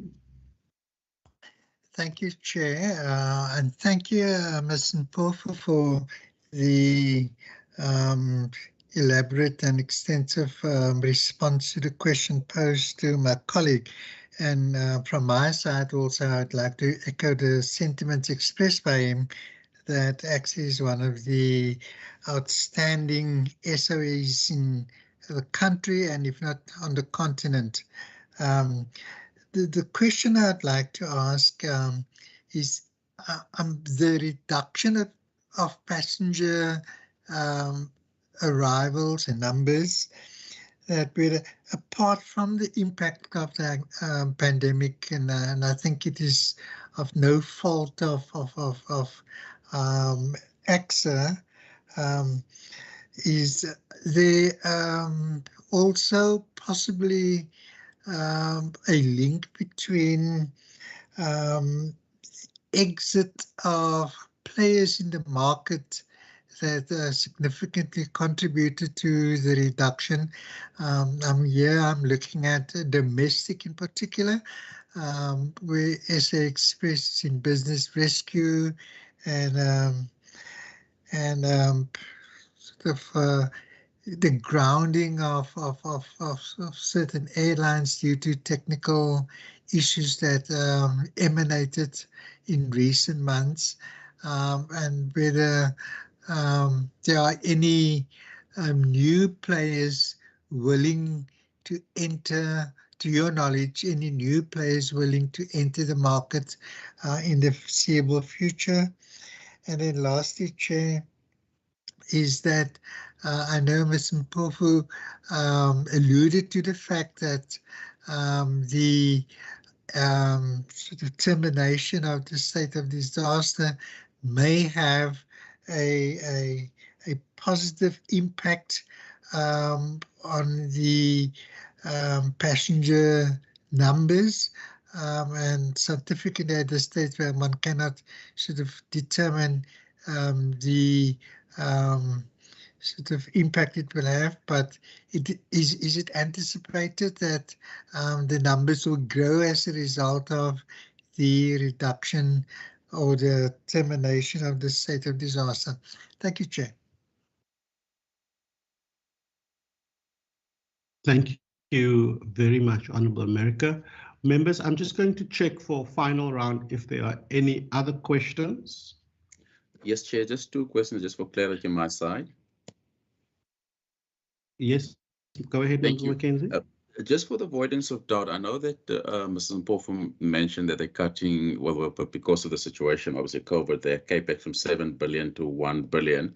And just for the avoidance of I can be clear, that means that this, even at Cape Town and your other airports, it's only maintenance and no further extension of Cape Town International or any other airports for now. And then the second part of the question is, you're approaching the DBSA or your current shareholders for funding to assist with the capex and operational expenditure to up that 1 billion, for example, to 3 or 4 billion, or is that just for continued maintenance? And then the third part, I just want to make sure that I have this point clear. I understand you mentioned whether they're flying from OR Tambo back to America or not, but I just want to be clear, if they fly to Cape Town, they obviously will need services there they currently are not getting at our Tambo, and they obviously, one assumes that, well, it's a 2-hour flight, another hour or 2 for boarding, they will sleep over. If they have that route, Joburg to Cape Town, will they need additional services at Cape Town? Thank you. Okay, thank you. I don't see any other hands. There we go. Ms. Mpofu, I'm going to hand over to you. Thank you very much, Chairperson. If I may respond to the first question on the reduction of passengers and the exit of players in the market. The airline industry is very versatile, and what has happened in the event of COVID is we would have generally expected that the liquidation or airlines going under business rescue would have a negative impact. It hasn't actually. Surprise, surprise. And the reason for that is the existing airlines that remain benefit immensely from that because the passengers just shift to another airline. Traditionally, our passengers are not married as such to a specific airline. When they want to undertake a particular journey, they take whatever airline is available. So what has happened with initially SAA and SA Express and Mango, Comair, Kulula, all those airlines that have really gone under liquidation or business rescue at one time or another, is that the current existing airlines, Airlink, SAF Air, SAM Air, and others have benefited from that movement of passengers onto their side. The only way that it impacts on them is maybe just immediately on the booked flights and passengers that have already paid for their tickets and just moving back and ensuring they get refunds and then they are able to move to another flight. It disturbs passenger flow and passenger confidence, but it actually doesn't impact. It slows down for a little bit and then it picks up again as soon as passengers see the availability on other airlines. And so in a sense, the demise of one airline is the growth of another. And that's basically how it works. If the passenger numbers are increasing because of travel restrictions being more stringent or less stringent, that happens, and those that are there operating are the ones who benefit. And that's the way it actually pans out. We are not aware of any new players currently. We've had Lyft that joined the existing domestic airlines, and SAA is back operating from Joburg to Cape Town. They've just reopened Joburg to Durban, and we're going to see a resurgence of that growth as well. What is potentially a challenge is that the current airlines who are operating now seem to be sufficient for the passenger numbers we have now. But as those passenger numbers increase, particularly with the termination of the state of disaster, we may get to a point at which we require the existing airlines to increase their capacity. But they also do that gradually because, people have been knocked, even airlines have been knocked by particularly the advent of COVID. The other impeding factor now, which is becoming quite important, is the doubling of the price of oil from $74 per barrel to $138.6 per barrel. And that has a huge impact on jet fuel. So the profit margins of airlines is really hampered by the Ukraine and Russia war. And that's still going to have its own impact. We haven't seen it yet, but it's likely to come through. And that really is also going to have a dampening effect on the passenger growth. And that's to be anticipated already. I can indicate we would see the signs of that. We're seeing the signs of that immediately internationally with respect of Eastern Europe. We haven't seen it in South Africa, but it was certain that impact will come to us as well. So whilst we would see a benefit from the termination of the state of disaster, the Ukraine and Russian war is having its own impact in the negative, and that might mean we end up in a neutral position. That jet fuel price is very important for airlines because it constitutes up to 30% of their direct operating costs. So when jet fuel starts biting, the airlines will resist either fleet addition, or they will basically not be increasing their frequencies to these destinations. And we might reach a crunch, but we're talking to them and engaging them so that we all are prepared for what that implication is and how we can actually help them. The next question was about whether every airport in South Africa has seen. We've cut our capital expenditure in every single airport of AXA. The budget of 1 billion is not sufficient to be undertaking what I'll call unnecessary capacity or traffic growth related CAPEX programs. So we wouldn't do that anywhere in the country. And for that reason, one, because it's not necessary, two, because we're financially constrained and are not going to expand money where we don't need to. We will only expand money in areas that we need to. So all the CAPEX programs that are about capacity, increasing capacity. Firstly, they are not necessary, as my passenger figures will show. We would get penalized by the economic regulator even if we tried to build something that's not necessary now, because our economic regulation works on the basis that we get rewarded for deploying CAPEX and CAPEX that is actually needed. So there's a very strict economic regulation model that would disallow us suddenly implementing a project that's not necessary. So that really is the way that we operate. Again, the question about Delta, I would plead to indicate that there actually is no relationship. There is no benefit. My colleagues indicated that they are allowed to go into Cape Town. So whether they go co-termination or whether they go direct, they're going to receive the same service from an airport. There is absolutely no relationship because Delta may choose, in fact, to go to Johannesburg and to go to Cape Town and have two aircraft flying into two destinations. That's what the current dispensation is, which they have clear permission to do. And there isn't a benefit that they would accrue necessarily from co-termination that has any effect. And I would just really conclude on that note. Thank you. Thank you very much for those responses, Ms. Mpofu. I think I know I certainly learned a lot about your business this morning, and I want to say thank you very much for giving us that update in understanding how and where we are going in terms of our post-COVID recovery. I wish you luck with all of the work. I know R1 billion is not going to do much, even just in terms of maintenance per year, because you do tend to keep our airports in tip-top shape. And we always, I know personally, I always enjoy using your facilities, and I'm hoping that more people will do so. I think the more people we get moving in this country, the better.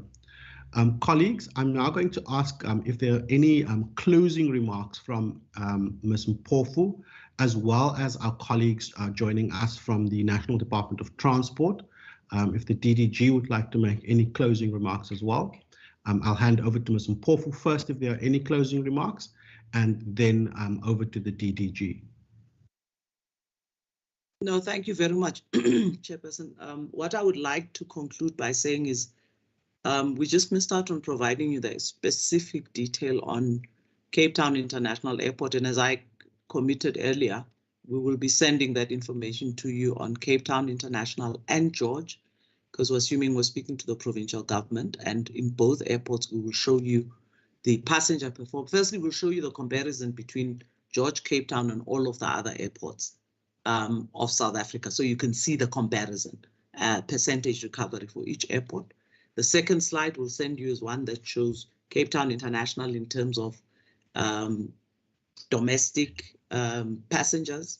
And then we'll also show you a third slide that shows air traffic movements. And that's basically the aircraft, how many aircrafts are landing. And those three figures will give you a very clear picture around what's happening and what the recovery rate is likely to be in both Cape Town and George. My colleague will just put them in a pack and we can send them to you within an hour after this, so that at least you've got the specific data that relates to the Western Cape in both airports. Thank you very much. Thank you very much for your input and for putting time aside to meet with us this morning. We really do appreciate it. DDG, are there any comments from your side, concluding remarks? Thank you, Chair. And on behalf of the Department of Transport, we would also like to thank you for having invited us to this platform. And we are looking forward to the meeting that will be sitting sometime in April on the intergovernmental dispute so that we can find an amicable solution to it. Thank you very much. Thank you very much for accepting our invitation as well, and for giving us some of the inputs from your side. And we will be monitoring your engagement with the provincial government to see how this intergovernmental dispute can be resolved. I think the more players we have on the field, the better. Colleagues and guests joining us, you are welcome to leave the meeting. I know you all have very busy diaries and you've got lots of other meetings to attend, so you are welcome to leave. Members of the committee, you will stay behind for us to conclude some of our committee business and to deal with resolutions, as well as adopting some reports and minutes from our previous meetings. So we'll just give all the other colleagues an opportunity just to exit the virtual meeting room, and then we will stay behind and continue with our meeting. Thank you, Chairperson. Thank you.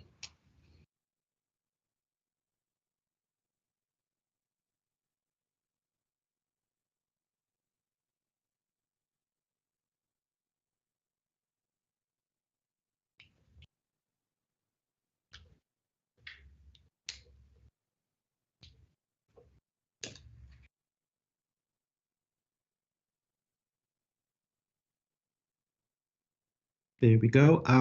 Colleagues, shall we start with any resolutions on the meeting? Firstly, the air service agreement issue around Delta Airlines, as well as the co-termination aspect, and then also generally in terms of AXA. I see Member Mackenzie.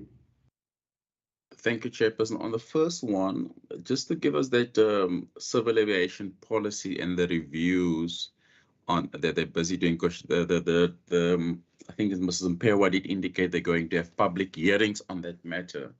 So one can obviously just see where the dates are and those things, so we can give input. And then the second one would be, I'm not sure if the administration caught those 7 reasons. I've wrote sort of 2 or 3 down why they couldn't give Delta, because I believe the same will be applicable for United Airlines as well. If you can listen to the tape and just perhaps give it to us in writing so we can also have an understanding. It probably was around 9:14, between 9:40 and 10 o'clock, where Mrs. Mpewa gave those 6 or 7 reasons: skills development, the freight, and those sort of why they couldn't give Delta those the license. And then the third one would be for AXA. We know that they are stopping main expansion of Cape Town Airport, and also obviously what Swart. If we can have the latest on Swart Clip. And I'll tell you the reason I'm asking. are people still going around in Mitchell's Plain informing communities they must sign up because Swartklip development is coming?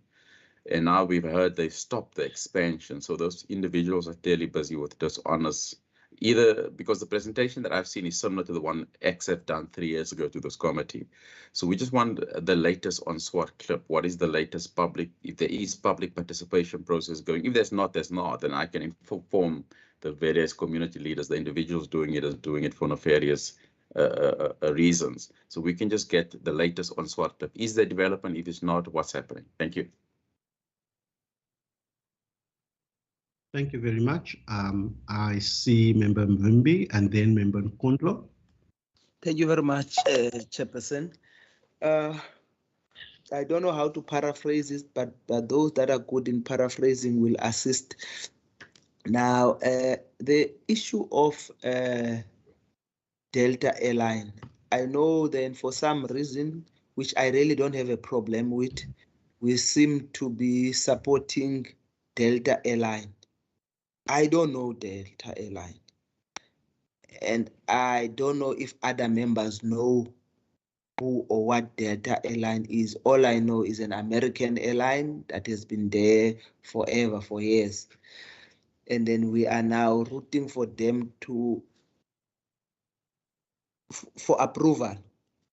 But wouldn't it be proper, or will it be odd if we say that maybe they must, or can invite them to come and make a presentation on to the committee as to why must we support them? Why are we, which as I said, I really don't have a problem with it. I've got some of the answers I wanted from the minister, although he's still going to give answers, because I know Delta Airline is competing with United Airlines, but it seems to be more aligned to Delta. As I said, I don't have a problem with.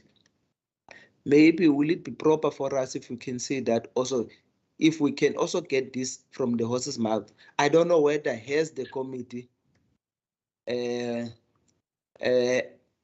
has the committee at some point had a presentation from Delta. I don't know. So maybe I would say it might be good, I think, if we can have an opportunity with them so that we can also ask them some direct questions. Thank you, Chairperson. Thank you, Member Mvimbi. Yeah, I think the way I understand it, also a big part of the push in terms of what's called the air access strategy for the Western Cape is to get as many American carriers into the Western Cape so that South Africa can benefit from the American convention market. So we can get more people hosting American conferences at the Cape Town International Convention Center, because you get larger numbers of people in. But I do agree we can definitely get an update from the air access team as well. I now see Member Nkondlo, then Member America, and then I see Member Mackenzie's number 4. No, thank you, Chair. I think I agree with the crux of what Member Mvimbi is saying. Because even I think, as you explained, Chair, with that access strategy, I am sure the intent of trying to get more traffic to Cape Town from the US should in any way be opened up to the various players, not specific ones. I think, and unless we've got a conclusive response in that regard, so that this platform and this benefit of us as a province and this parliament, being a lobby for Delta, at least it's something that can be offered to any of such airlines from the US, because as you say, the intention is to get traffic here. How or who they use can't be our baby. That's a market a role, which indeed as the state, all we do through our intervention is to try, as we would normally say, try to improve or try to deal with any red tape that constrained market access. So from that point, genuinely, I think we would be in the right track if indeed there's a business case why Delta against any other airline.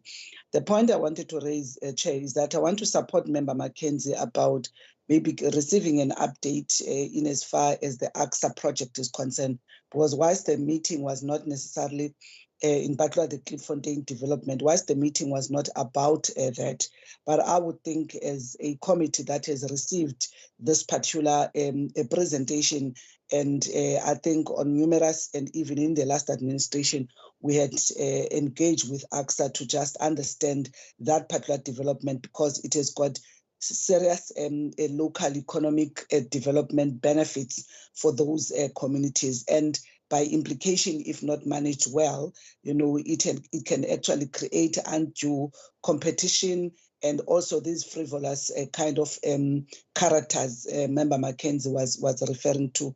So I want to support a notion that says perhaps we need to ask AXA to come back when the committee's agenda allows, and actually just update us on the developments in as far as that project is concerned.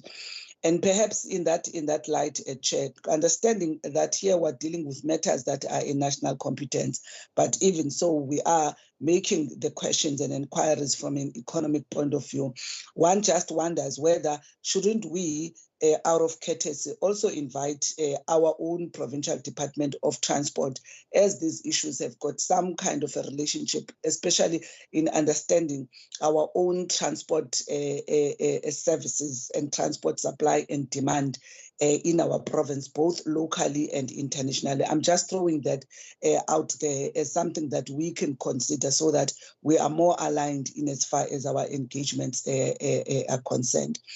And lastly, Chair, is to say, perhaps also as AXA CEO Mpumi has raised, in that invite back to them, if we can allow them to present to us this Cape Town Aerotropolis they were referring to, which they say has been delayed, particularly in Cape Town, just to understand what it is, what are the issues there, as they indicate that there's been delays in terms of the planning between themselves and our Department of Transport and the municipality.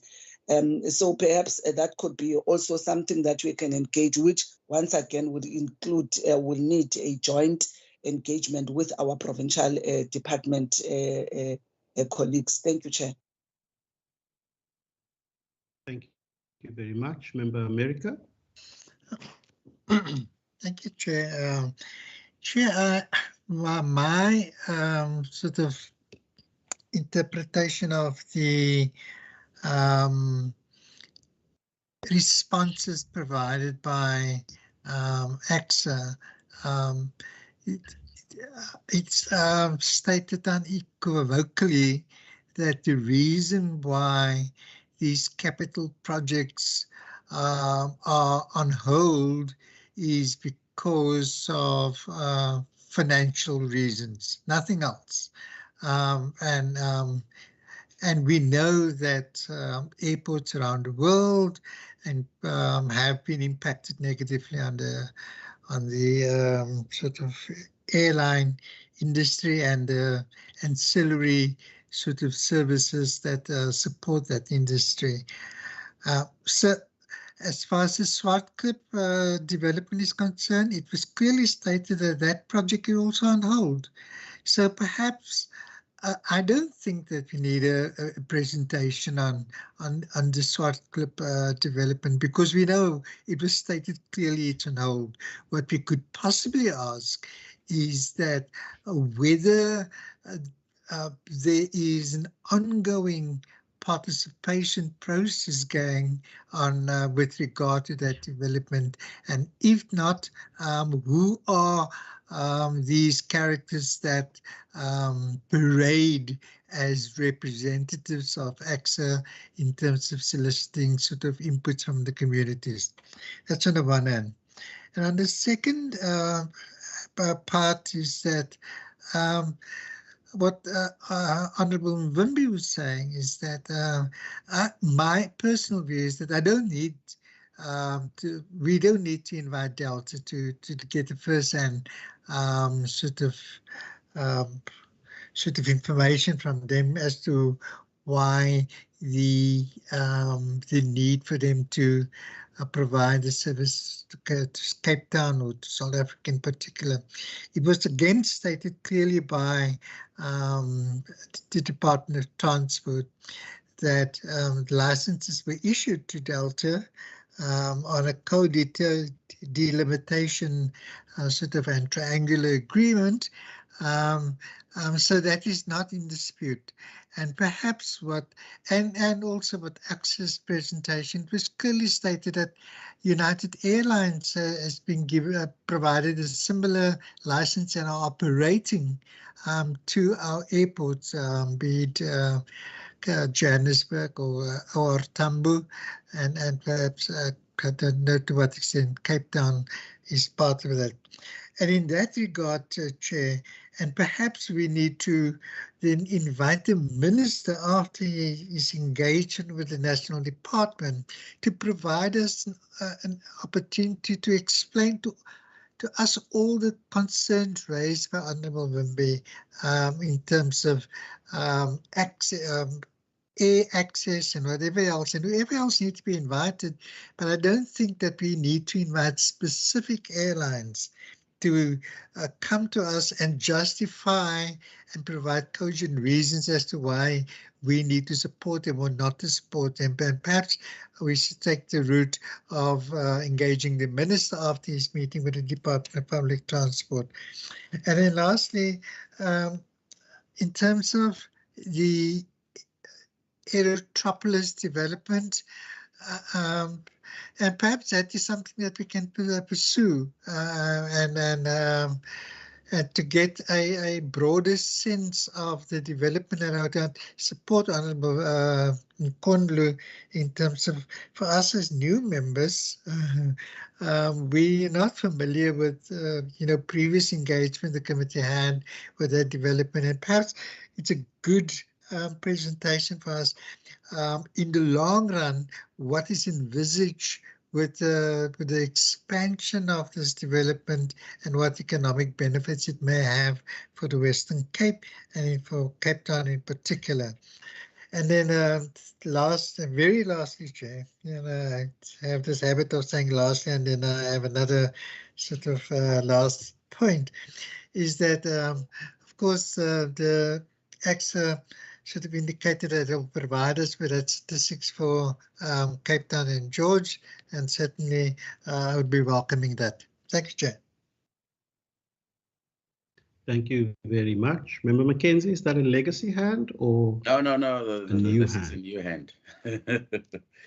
Chairperson, first of all, thank you to all the colleagues for the input. I'm going to disagree with my learned colleague here, Mr. America. I actually do think that we need to invite AXA on Swartklip. I'll give you the reasons why. It's not only for the nefarious individuals, it's also for the AXA has certain commitments that they made, particularly for the community of Mitchells Plain, because that lands, and Khayelitsha, because that lands right in the middle of Mitchells Plain and Khayelitsha. Some was relating to training opportunities, some was relating to security arrangements with land invasion, with such a big piece of land. Just to say that you stop development because of budget cuts is not efficient. Tomorrow there's going to be land invasion and it's going to become my problem. So I need to know from AXA, what are they going to do then? They stop the development. What is the public participation process? What security arrangement are they put in place to avoid that land being invasion? Because you don't want the people of Khayelitsha and Mitchells Plain to start fighting of loggerheads over who's going to invade which piece of land. It's so important. Prevention is better than cure. And I'd like to know what arrangements. We understand they have budget cuts. We understand the economy is tight. They're operating at 35%. They do let 600 people go for voluntary retrenchments. But that piece of land cannot just be left vacant because they budget cut. It's a massive risk for this, for people living there and for people with this problem. And we need to know what are they doing on that land. The second part of the thing, I actually do think we need to invite Delta. I think we need to form, not for reasons explained by Member Mvimbi earlier on, but we need to start building partnerships with the interview. We've seen with Uber, for example, when I attended that meeting 2 years ago when Uber was here. But they only came here when they ran into trouble. When there was legislation promulgated about how they should be managed. If we are proactive and start building relationships with the people, we don't just have to wait until they're in trouble. I wouldn't have known about the Delta matter if this matter didn't become before the committee, because they do fly directly to Cape Town, only when it becomes a matter. So we need to build relationships and get to understand the challenges, not only with Delta, with United Airlines, with the airline industry in the Western Cape, because a lot of these people are battling.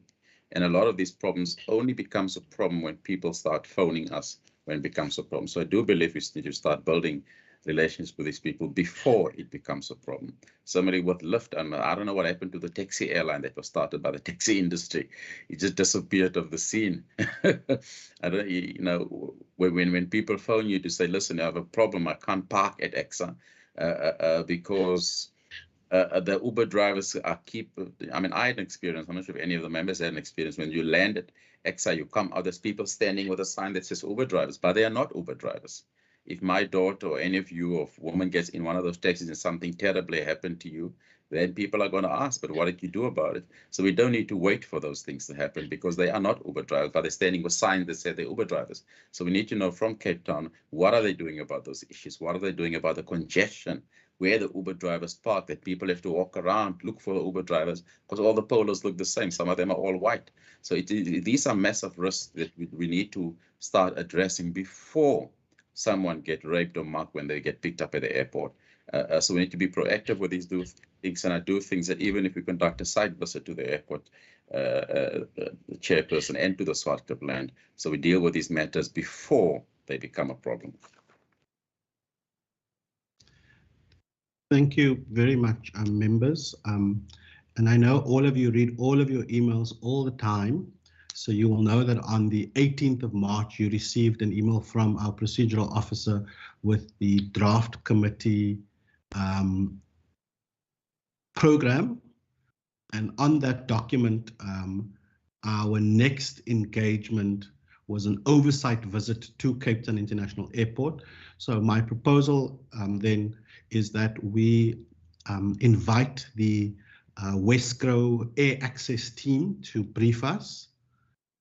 We then conduct an oversight visit to Cape Town International Airport to understand the operations at the airport, to then interrogate some of these specific Western Cape figures, and also trying to understand where we are with the expansion project, specifically around the Swart Clip issue and the Symphony Way issue, and then also understanding what some of the challenges are with regards to the planning for the Aerotropolis development. And my suggestion would be that we also invite the City of Cape Town and the planning department within DDAT there, because I'm mindful of the fact that the CEO of AXA did tell us that there seems to be some issues with regards to communication between the city, the province, and AXA. So we will then ask the manager for the airports company South Africa in Cape Town to take us through the specifics. Are members happy with that? Agreed, Chair. Yes, indeed, happy. Can I also then propose, and Ms. Adams, please let me know if we're not allowed to do this, but the other item on our agenda is also an oversight visit to the new Ace of Spades hotel in Khayelitsha, and specifically looking at other businesses that have popped up in Khayelitsha. Would it be possible for us to combine those two visits? And we can perhaps then have lunch at the new hotel in Khayelitsha and get an understanding of sort of their operations and what support they are getting from provincial government or support that they're not getting. Would that be in order? Chairperson. Yes, Member Mackenzie. Can I suggest that the Ace of Spades one and the businesses in Khayelitsha be combined with a Swart Clip site visit, then, because they're right next to each other, and it's a separate, but then we don't force everything into one visit. Oh, I was hoping we do everything in one day. We start at 7, we finish at 2. Okay, no, that's perfect then. If you can include the Swart Clip and remember as well. Chair. 7. Chairperson, please, man. Member Nkondlo, if you remember, the previous chairperson of this committee used to have meetings from 8 till 5, so we can go back to that. Yes, I thought we have been liberated from that. Why now? Okay, Chairperson, if it starts from 9, No, we can work. Include Swarts Club, that's fine. No, we can work out. I think we'll need about 2 hours at the airport. I don't know, do we want to visit Swart Cliff? Do we want to go look at the Swart? It's quite a big piece of land. Yes, Chairperson, it's so important. So you can show them their Swart. Because you see, Chairperson, like I always say, what you don't want to do is wait until something terrible happens on that land. Do you know that land also used to be a former bomb testing site? And I don't know, maybe if any of the members in this committee know if that land has been cleared. And if it does happen, God forbid it doesn't, that somebody move into the land and somewhere there's still an undetonated bomb and something terrible happens. I hope it doesn't. But we as a committee can say we were there, because these are questions that we need to ask the owners on that land. There's no fence on part of that land. So I don't know if Danielle has cleared that site of all the bombs that they tested there. I honestly don't know. Okay, so what we'll do is we will Yes, Member Nkondlo? No, Chair, I don't have issues with what Member Mackenzie is raising of bomb scares and everything, because surely such would have been dealt with as part of the transaction between Dinel and AXA, because remember, this land is no longer a Dinel property, it's an AXA property. And I'm sure as part of their due diligence, they would have looked at all of those things, particularly now that that land already there is a development that has been approved of such, the expansion of the airport. But the principle of going there and seeing, and actually these questions, in my view, can still be posed to AXA, because I'm assuming, Chair, the visit will start with AXA, and then we can ask those. And if we want to go pass by there and see the property, because also I'm worried indeed that time is moving and nothing is happening there, and that place is getting dilapidated almost every other time. So maybe we can go there to find out that. So the question of bomb scare is still proper, but I'm sure AXA can tell us if they've managed to do that with Dinel before they acquired that piece of land. Thanks. So I'm not saying it's a bomb scare, but Member Nkondlo clearly got more faith in the Defense Department than I have. I have to say, Member Mackenzie, I've been to that piece of land and there's no bombs there. I went there in 2017 when I was still a councillor, the Economy and the Environment Committee, and I survived my trip there. So I think, members, with your indulgence, what we'll do then is, on that specific visit, we will invite the Air Access team to brief us. We will have somebody from DDAT there to brief us. We'll have Access speak specifically to their responsibilities. And then we'll also invite the City of Cape Town, because the way I understand this project, it's 3 different groupings that are working on it. And there are 3 different sort of components to it as well. So I think it would be useful for that to happen.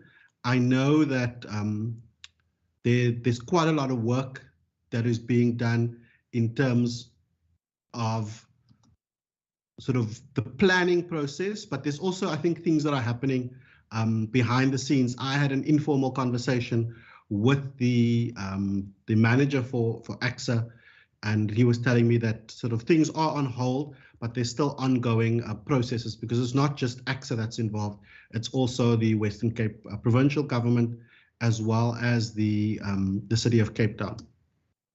So we've agreed we'll do that visit. And then, Ms. Adams, were there any other resolutions or requests for information that you noted? Nothing else, Chairperson, except that information that AXA said they would provide on Cape Town International Airport and George. Perfect. So yeah, we'll get the passenger numbers. Colleagues, and then just I would need input from you in terms of our draft program for the rest of the year. So we sent out the draft program on the 18th of March. We haven't received any feedback. I know Member Nkondlo is applying her mind. But would it be possible to get feedback by Monday so that we can start costing our activities, because our budget for this committee is severely limited. At the moment, we know that we are going to be getting key pieces of legislation that we'll have to process. We do know that we've got specific oversight visits that need to be costed. And then we've also got the annual report and the adjustment budget process that needs to still happen as well. So if I could get any requests that you'd like to put onto the program, if we can get that put on, if you could send those suggestions through to either myself or the procedural officer so that we can collate that, and we'll send out a sort of consolidated document for the committee then to just approve in terms of what we're going to do. I agree, Chairperson. Okay, perfect. Okay, I'll take silence as concurrence. Members, are there any other issues or items that we haven't covered that we need to cover? Nothing else, Chair. I see no hands. Ms. Adams, anything else from your side? Nothing from me, Chair. Thank you very much. Colleagues, with that, I'd like to say thank you very much to our procedural officer, Ms. Zahida Adams, for all of her hard work in getting this meeting organized. I must tell you, it was very difficult to get confirmation from all of the players, and we only got this confirmed last week, late on Friday, that we're going to get all these stakeholders together. Thank you very much to Ms. Kluter for your support as well as our committee assistant, Ms. Mutsapi. Thank you to the WCPP ICT team, and a very special thank you to our sign language interpreter as well for making sure that our meeting is as accessible as possible.